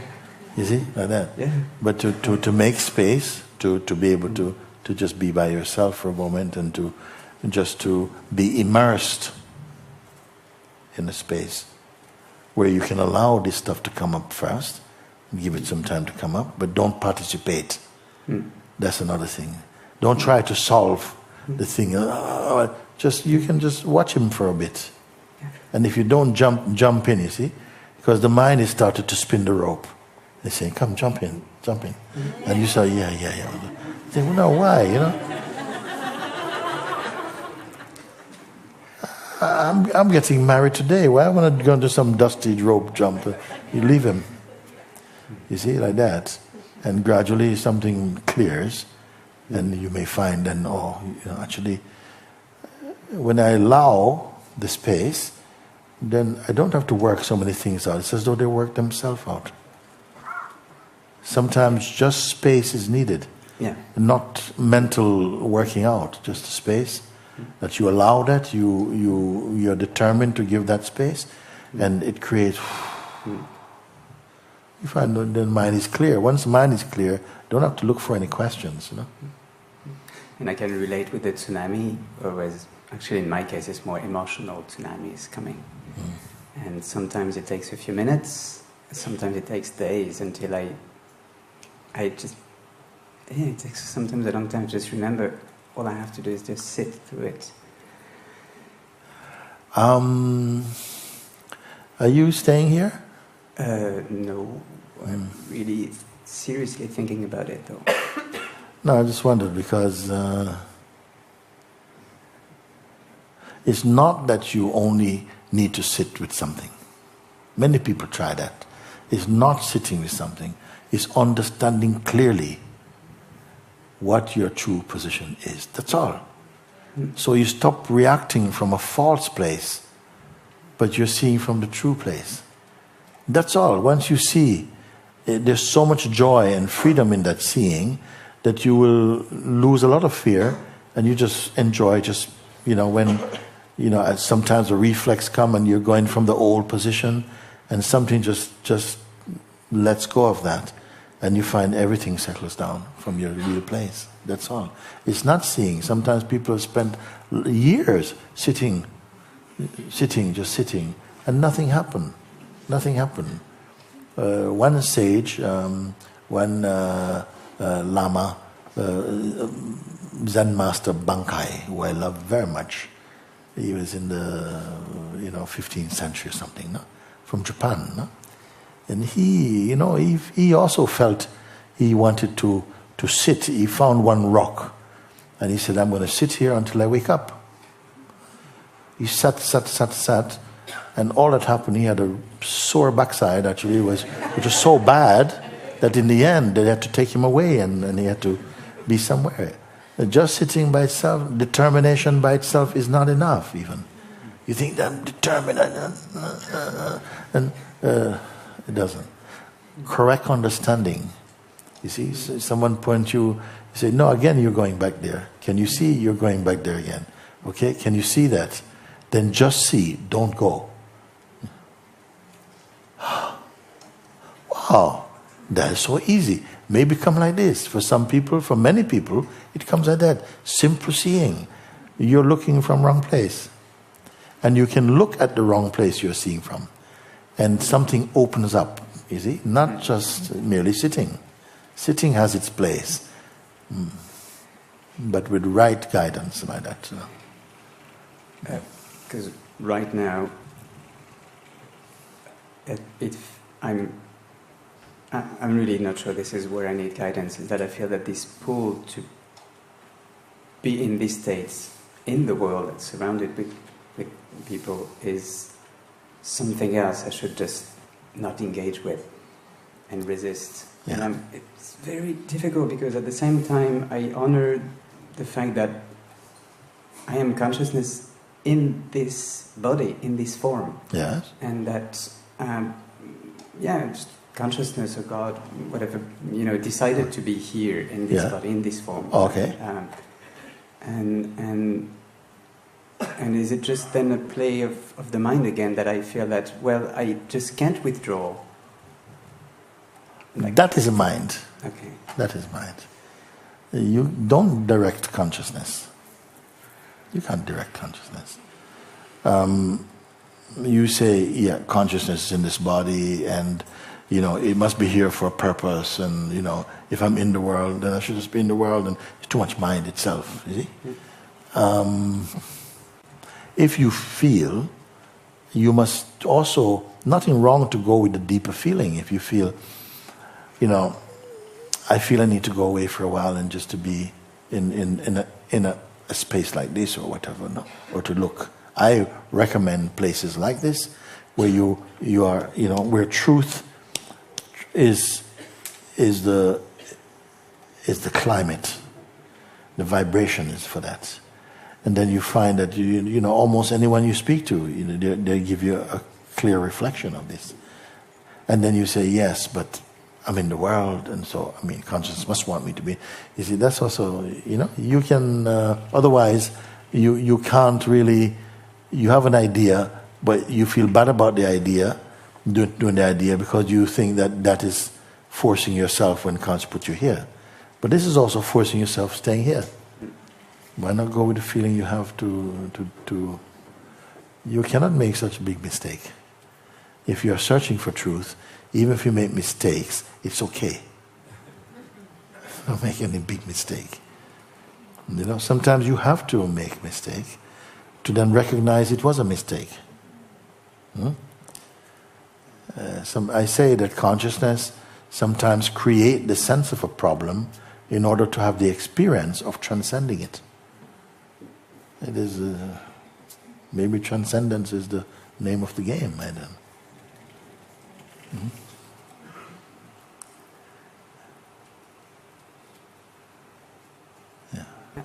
Actually, to me, being here is what I call being in the world.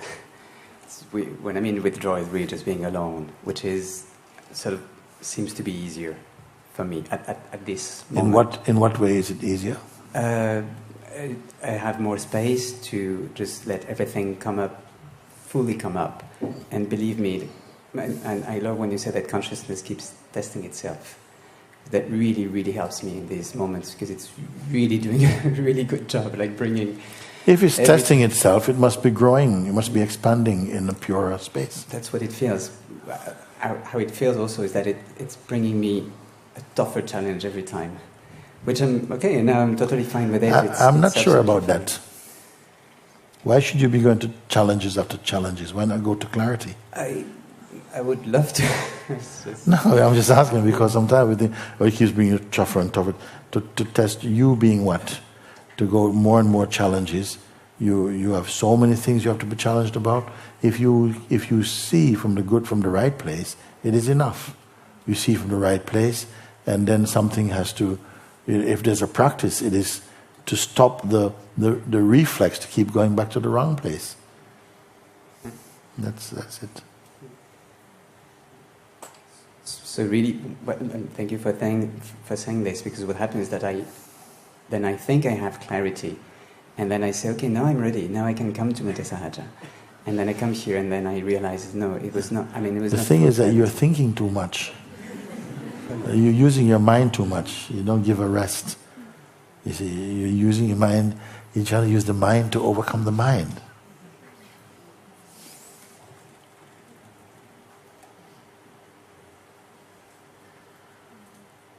Then the mind itself will say, even this kind of place is too noisy. You must go to a place where it's just you and me.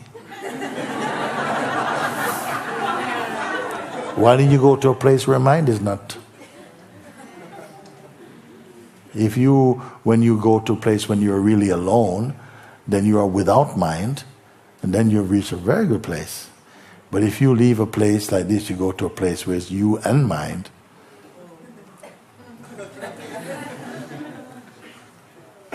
Correct me. I'm just pushing to see. Yeah, it's Yes. not.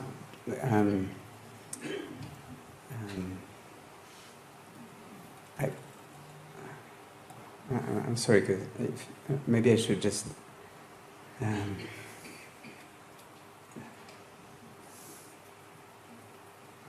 Well, I have to really muster some courage if I want to. It's quite intimate.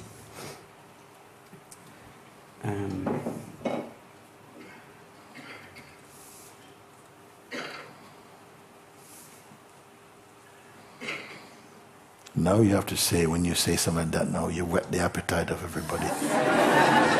Something very intimate. Ooh. There are people who are sleeping, they're quite up now. I want to know what he wants to share now today.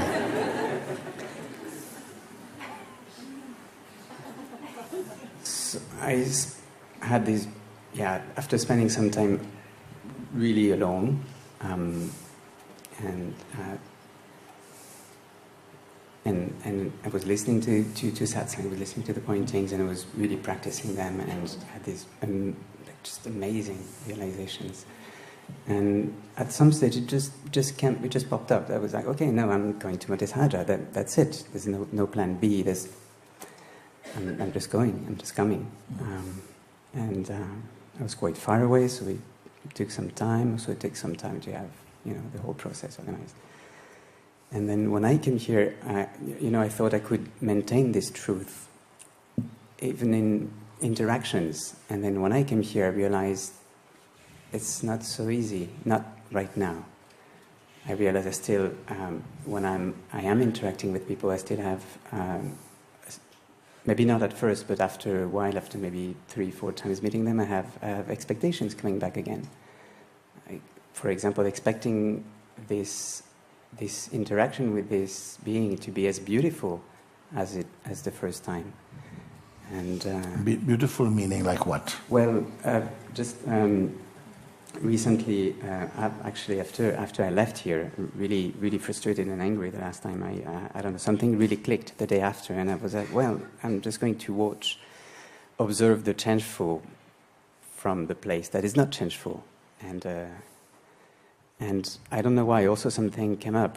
I just an intention. I'm going to see God in everyone's eyes, and that was a very strong intention. And I was there. I was surrounded with amazing people, beautiful beings, and very open. And I had these moments of just looking into each other's eyes that were so intense, the most intense form of encounter. And and then that happened after meeting the person for the second time or the third time. It just, I could watch that expectations was coming back. I was expecting this to continue. I was expecting this to be as intense. And I'm actually quite happy about the whole process, because I could really observe, even though I was still getting caught in this cycle of expectations, I could observe it, so it's already much better than what I was doing before. So this is it. This is basically what I meant. It's through interactions with people that I realize I'm not really totally clear with this topic of expectations. Well, in listening to that now, I feel that you should stay with people. I'm not saying stay here, because we are not even out of space at the moment, but you should stay in this type of environment, because it keeps on poking in your little stuff. Absolutely. You to see where, and take instructions also about it. Because there are people who go sometime in India, they go live in Himalayas for a while, and they live just in orange, and they're like some monk up in Himalayas, people call them Swami and all this kind of stuff. and then they have to go back to, Belgium or to England for something. And when they come, they lose all their light. They'll, easily, people on all these buses and all this, and very much not like a monk at all, more like a monkey. They're so agitated. I can't wait to get back to India. This is not monk.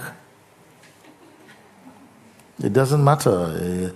The scenes will change, but the seer remains unchanging. This is steadiness, you see. And to going off on your own like this, don't make a decision even, you see, because the person is behind most of them. You see, when you sit quietly in the midst where the people, you find a quiet place, when it feels like that, take instructions, follow the instructions, and somehow you grow out of it. That is the best. Otherwise, your mind will say, "Go on your own, much better. On your own, you'll be an emperor." But when you come back into contact with people, you're going to hate it. People, cats make better company and all this thing. You'll be like that because you have not won over your own mind. You see, it's a very important thing. I'm happy that I hear more of what you say, because you go, so not just one standard answer, but to say, no, if you have to go away, who is behind this going away? Is it the Supreme Being is telling you, go away, go by yourself? Huh? No, it's not him. It's the mind itself is saying, I'm having trouble. When I stay here, I feel very exposed. I don't like feeling exposed. I feel very uncomfortable. Let's go away. Where we can meditate.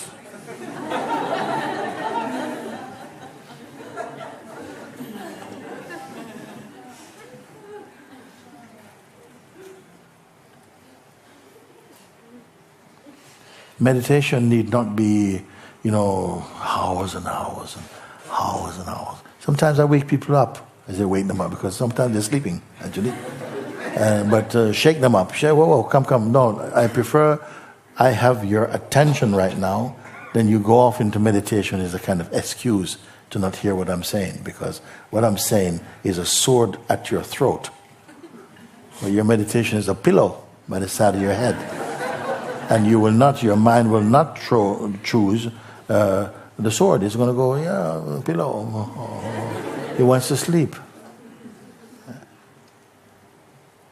You're here to wake up. Everybody here in Montesaja are on death row for the ego. Nobody is here, as tourists. It's the most beautiful, beautiful place. It's not a prison, but everybody on death row. Meaning death to what is not true. You see?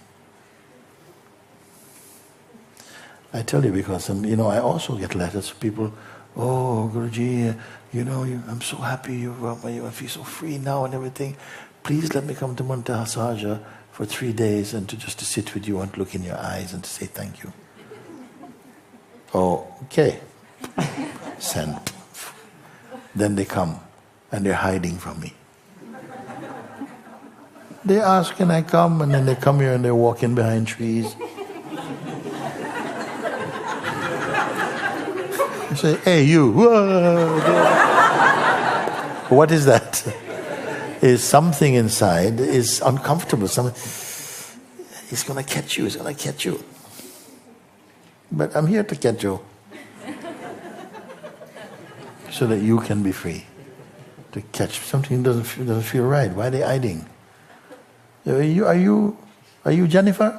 Yes. Can I read your letter? Guruji, I'm dying to see you. Yes, you come to see me to die, basically. Of that. And it is a work of consciousness, in fact, to come and then something is unexpected. Fear came up. It was the same for myself. When I met my own Guruji, I wrote a letter to him. I thought he was going to go, my son has come. Did I get a son's hug? No.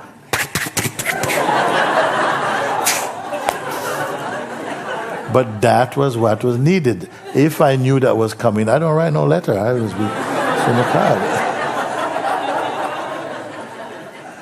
And that was what was so good. Some things are hiding that you cannot recognize. A master recognized something. You come. We look together and then, sure. How does that feel? Ouch! You want another one?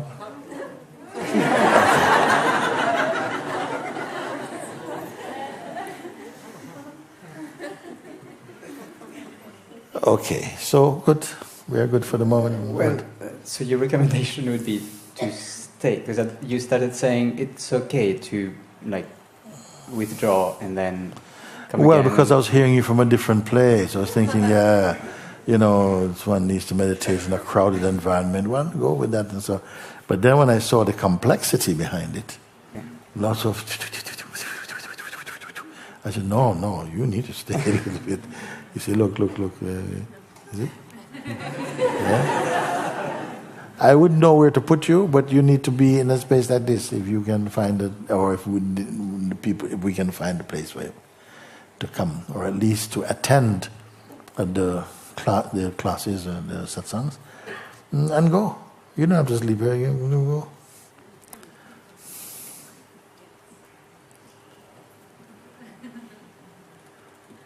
You see, yeah. I don't even like to do that because I prefer you get it today. I don't want to set you up for 2 or 3 days. I don't like that. I'm not into 2 or 3 days. I'm kind of here for today. Okay. Thank you. We'll take one more or so before we... you can come. Yeah? No, in front?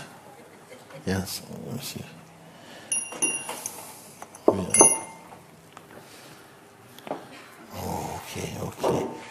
Okay. Namaste, Guruji. Namaste. I will try to answer the question from the experience perspective. Okay. So this self that we've been discussed, and by concept, it's not possible to change. It's not possible to move. But by practicing, at the moment when clarity starts increasing by itself, the first time you see, okay, it's not moving, there's something out there, the dualism, and then you can come back and see itself. But then clarity increases, and then non-conceptuality or the non-concepts are just there, it's just a direct experience. Obviously, it comes along with bliss. Sorry, it comes around with? With bliss or joy. Okay. And then, but coming back to this clarity, then it is possible to see that this awareness, this consciousness, can fluctuate. Can? Fluctuate or move by itself, knowing itself. What is capable of watching consciousness fluctuate? And when you say consciousness, you mean what by consciousness? Self. Self, okay. So, in what way is it fluctuating? It is stable from the perspective that always knowing. And then at the point that it knows something else that is not the self, it's knowing the mind. Then it changes, it moves. That depends on the maturity of the seeing. Mm-hmm. If there is duality in the seer, then it will appear as though consciousness is changing. You see, if the seer, from the perspective of the one who sees, if there is a duality in them, meaning that, not that now we are speaking, I have the sense you are here, I am here, and others are sitting down, okay? It is through the field of duality, of consciousness, in its expression of duality, that we can have this sensation. The duality is very, very necessary for experiencing. Nevertheless, from where the perceiving of duality is, perceive, that which perceives the expression of duality and so on, that is not a duality, that is not fluctuating. But what appears in it, that fluctuates, and the one who identifies, yeah, I feel like this today, I feel like that, that is also fluctuating. That is all. You see, the thing is that the consciousness in the mode of person has the capacity also to observe. It's just that it observes primarily with self-interest. Being a sort of private self, it tends to observe to the extent that what suits me and what does not suit me. Its world and concerns are very localized to itself and those it loves. But from the deeper consciousness, the impersonal consciousness, as we somehow keep discovering that there's a deeper space of consciousness, and the deeper we recognize as consciousness, the less personal it becomes. In the deepest place, there is no personal. Even though there may be apparent, the seer knows that it's only apparent.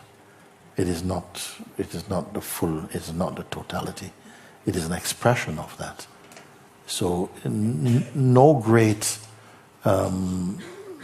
factuality is present for that seer in the field of the changeful. The changeful is also perceived in a very natural way and is even enjoyed. The seer, from the one who sees, I would say like that. I'm putting it now, the one who sees in the world of duality and multiplicity, and that seeing point happens in the place I call in the space of the fluid consciousness or the conscious presence. That is the seeing of the dynamic existence. But that seer and seeing is itself the subtlest phenomenon looking from the place of the Absolute. There's no fluctuation in the Absolute there. But, when it becomes non-dual, then there is nowhere to experience from a conceptual perspective it's moving or it's changing. But from a non-conceptual perspective, you are not a rock. You can taste, you can move, you can know. So it's that's the fluctuation.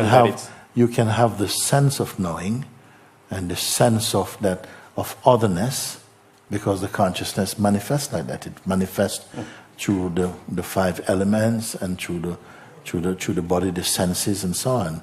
And because it wants to taste. But duality is perfectly expressed, but it is seen as a function of the non-dual self. It doesn't have an independent reality. It is only a function, a mode or expression of the one non-dual self. So it doesn't hurt. It doesn't, sometimes people say, oh, I'm not really into duality. That is itself duality speaking. You see, I don't find any problem. Without duality, there can be no experience. But it's just a function inside the non-dual seeing. I don't want to bend people's minds to say these things. It's enough space and time for them to come to it by themselves. If you follow the simple guidance that is given, you will come to that conclusion yourself, even without someone saying that is the conclusion. It leads to that point. In the same way that together we are speaking, and also there are many people who have not seen in this type of face-to-face way. But if they follow the exercise, with one voice they can say, yes, it is like this. No, it's not like this, because they are looking for the first time from the heart and with the heart, with the eyes of the heart. And all the answers are the same. Funny thing to say that. Because where do you ever go where human beings agree, actually, except when they are subscribing to a certain kind of persuasion or something. If we are all members of the Conservative Party, we also here also. But when we look more closely, we are not here. We're very there, actually. We're not so close. But in this looking, because it is not based on duality, it's not the evidence of your eyes, your physical eyes, or your thinking mind. It is coming direct. It's as though the self is speaking about the self for a change. And that's why I say it is very unique, actually, to have this kind of response. And I was asking, do you know the implication of what is happening here? Because it will feature, for the first time, you have a sense of where humanity is one family. Only here you can be. If we speak from the place of the body-mind identity, we are so cultured and so conditioned and so identified with our body that unity is merely a concept. It is merely kind of wishful thinking, or even not everyone wants this unity either. You see? But in this field of total non-dual seeing, from the heart, it is like this. It is like differences don't thrive at this height of seeing. And it is here that you can say, we are one.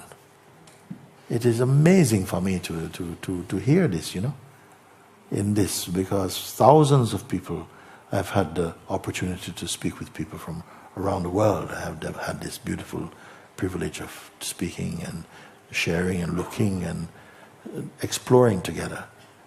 And to meet this type of response from people, which is like a kind of what we call a mass awakening or mass seeing, it is very rare. I have not read or heard about that. That is not, coming out of a kind of evangelical excitement or something, but out of clear, sober seeing human beings to look. It's very beautiful. Because I'm not asking for their belief system or your point of view or where you came from. From your own self you are speaking. But the implication, sometimes I said, my God, you don't realize what you're seeing yet. Gradually, it will open up its mysteries and its beauty. To the one who I'm going to say is worthy, sounds a bit strong, but by worthiness I mean worthy by attitude, not worthy by soul, but worthy by attitude.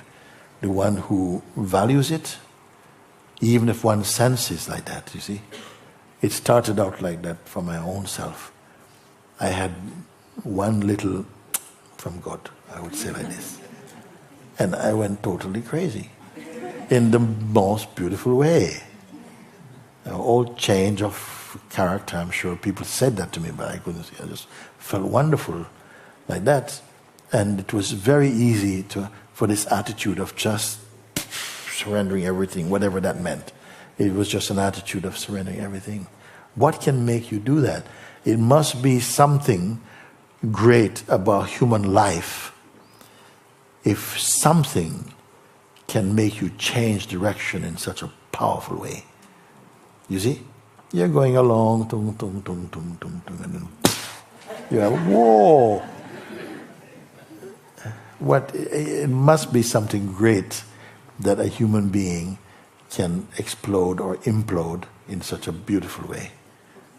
That all change of everything. And then, you're not worried about what's going to happen, how people are going to take it. They can figure that out later. That's an afterthought. Right now, I'm just here, And this, you cannot regret, somehow. So at the moment of experiencing this non-duality, from the beginning perspective, it is, as you say, you surrender instead of trying to contract and say, this self doesn't change, it doesn't change, it doesn't change. When Just these things surrender. happened for me, I didn't know anything about duality and non-duality. A lot of these words came later. They came later when they seemed to fit in, when they felt right for me.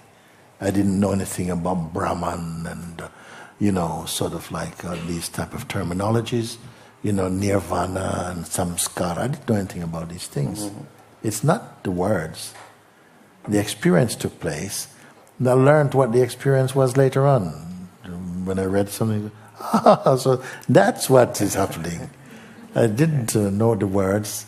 I came about them after. So duality, non-duality don't mean nothing for me. I just felt happy and felt completely like, wow, it's like for so much of my life, I was doing different things, sports, martial arts, all different things, arts and so on. And always something was driving. I was looking for ultimate expression in artwork. Like I would make an ultimate painting. I don't know what that was, a crazy idea. And obsessed almost with it. And all the things that we studied martial, always just looking for this. What is it that is just, like, it cannot be a program. It cannot be a program. It has to be spontaneous. How I can train to be spontaneous? What do you do to be spontaneous? It's all this type of stuff. And then when this happened, I realized that's what I'm searching for, but I was not aware of it. Why? Because when that was felt, the urge dropped away. It was like, you're home, something felt at home. And yet I had to keep being more at home, and more at home, and more at home. You're at home, but you have to be more at home. Something like this played. Later on, you come to see that once I go to the door, I am everywhere at home. You see? But at first, when you're just new, I'm at home, but I'm just in the hallway. And now I'm in the kitchen. But now I feel I'm everywhere at home. You see? This is a natural evolution, not something I did. Okay. And last, coming back to duality, I have a sense of clinging to this clarity when I'm experiencing the dual experience. Then I cling to this clarity because I like it, because I can go beyond if I have more clarity. But then I say, if I die like this, I can die at any moment. I can die practicing. And if I die clinging to clarity, well, I don't know, is that okay to die clinging to clarity? Well, of all the things you could die from, that's the most nice, I think. Suppose people say sometimes, I'm attracted to you, but I don't want to be attached to you, Mooji. I say, well, we're not working for attachments here. But what about if you are been attached to many things? Eh? But what about if you're attached to freedom? What's going to happen? Is it bad that you're attached to freedom? Then something must be good, no? Suppose I was attached to, sort of like, I can't even think. Oh. You see, don't worry about that. The thing is that it's not you're attached. You love this thing. You're getting results from this. You're in a state of evolution and aspiring for something of the highest thing. That has a power also. You see? And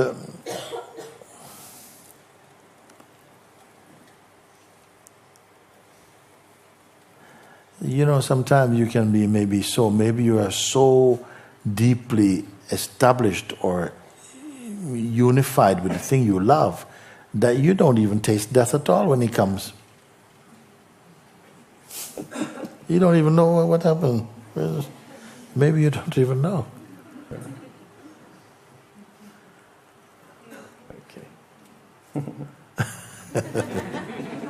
Thank you, Guruji.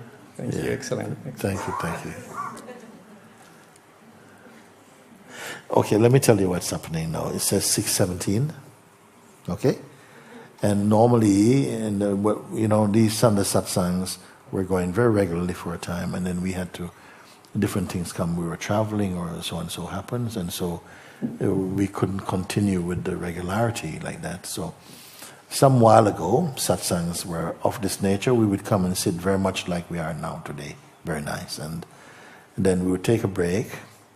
I get a few letters that come. Some letters come from different people around the world and so on. And so we usually take a break about now, and then people go and have some chai or something, and we come back like in 15 minutes or something like that, 20 minutes, 15 minutes. And we sit and I read some of these letters, and they're actually quite... It's another way in which satsang happens. So usually for another hour or so we have letters, and you're welcome to come back and I can enjoy you some more. So, like that, I feel it would be good to maybe take a little break for those of you who could do with a pee or something, and a cup of tea. Did I say pee? Sorry. But before you go, I would like to listen to someone play some music. Somebody very good. You want to play some music? No, he's playing. Oh,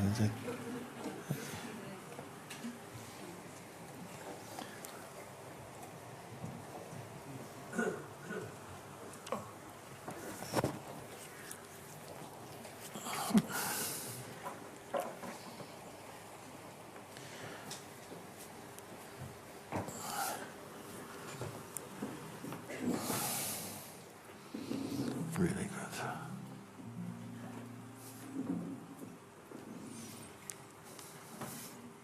So.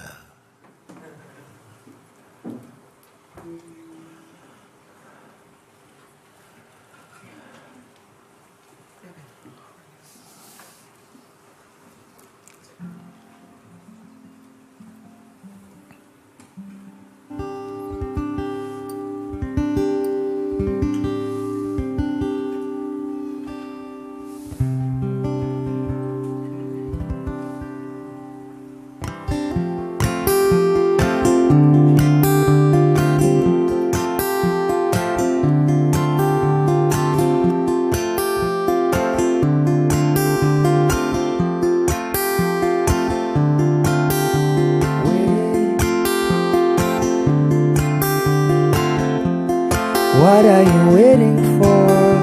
Look. What are you looking for? Is there something in the way? Trying to hold on tight to change, then let go, my friend.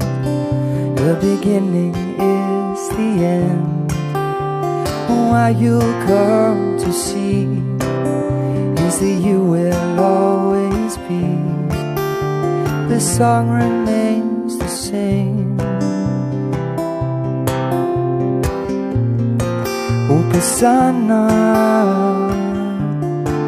yeah, we dance inside the storm. Sudasattva, we will be forevermore. You are strong, you are wise, you are patient, you are kind.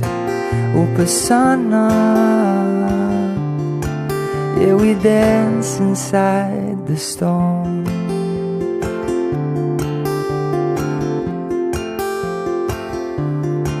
You fight,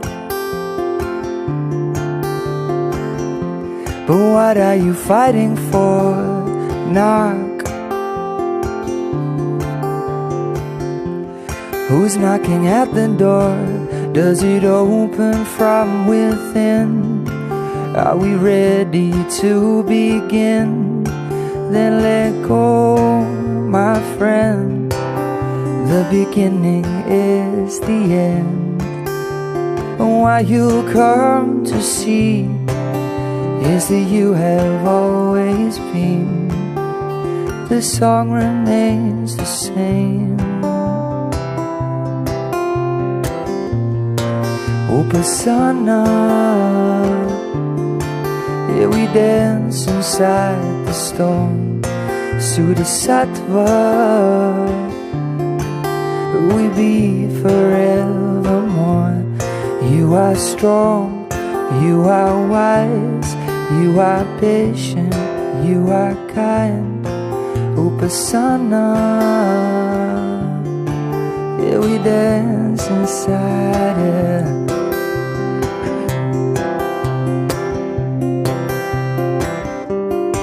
Is there something more to life? Don't tell me you're just here to die when you cannot see behind, for your veil is where you hide. We must all look deep inside. Upasana. we dance inside the storm. Sudasattva, we will be forevermore. I am strong, I am wise, I am patient, I am kind. Upasana, yeah, we dance inside the storm. Upasana, yeah, we dance inside the storm. Upasana, yeah, we dance and we dance and we dance. Upasana, yeah, we dance inside your storm. Upasana, yeah, we dance.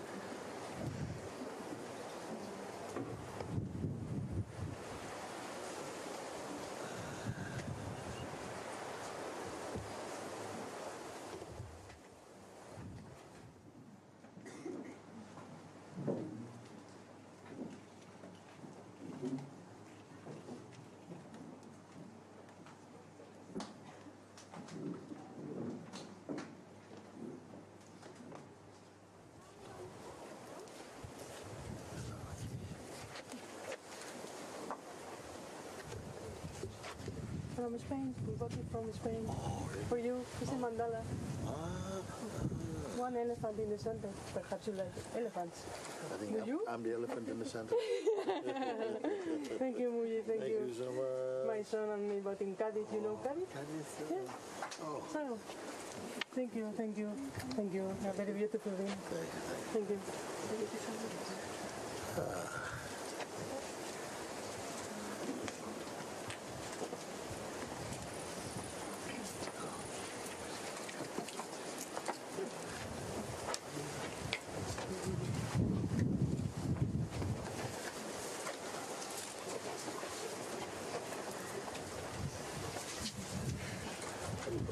Hello. Thank you. Very good.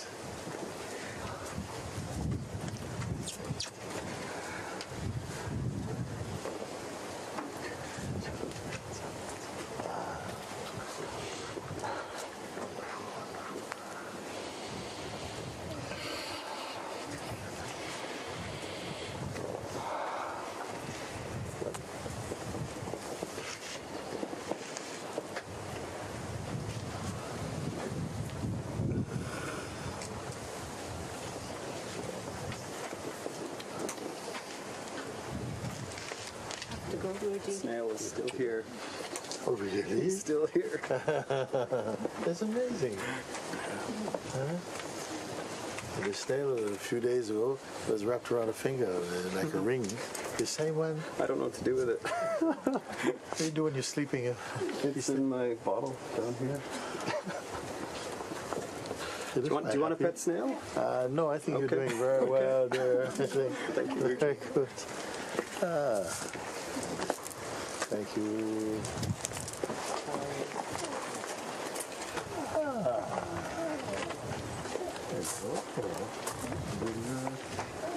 Thank you.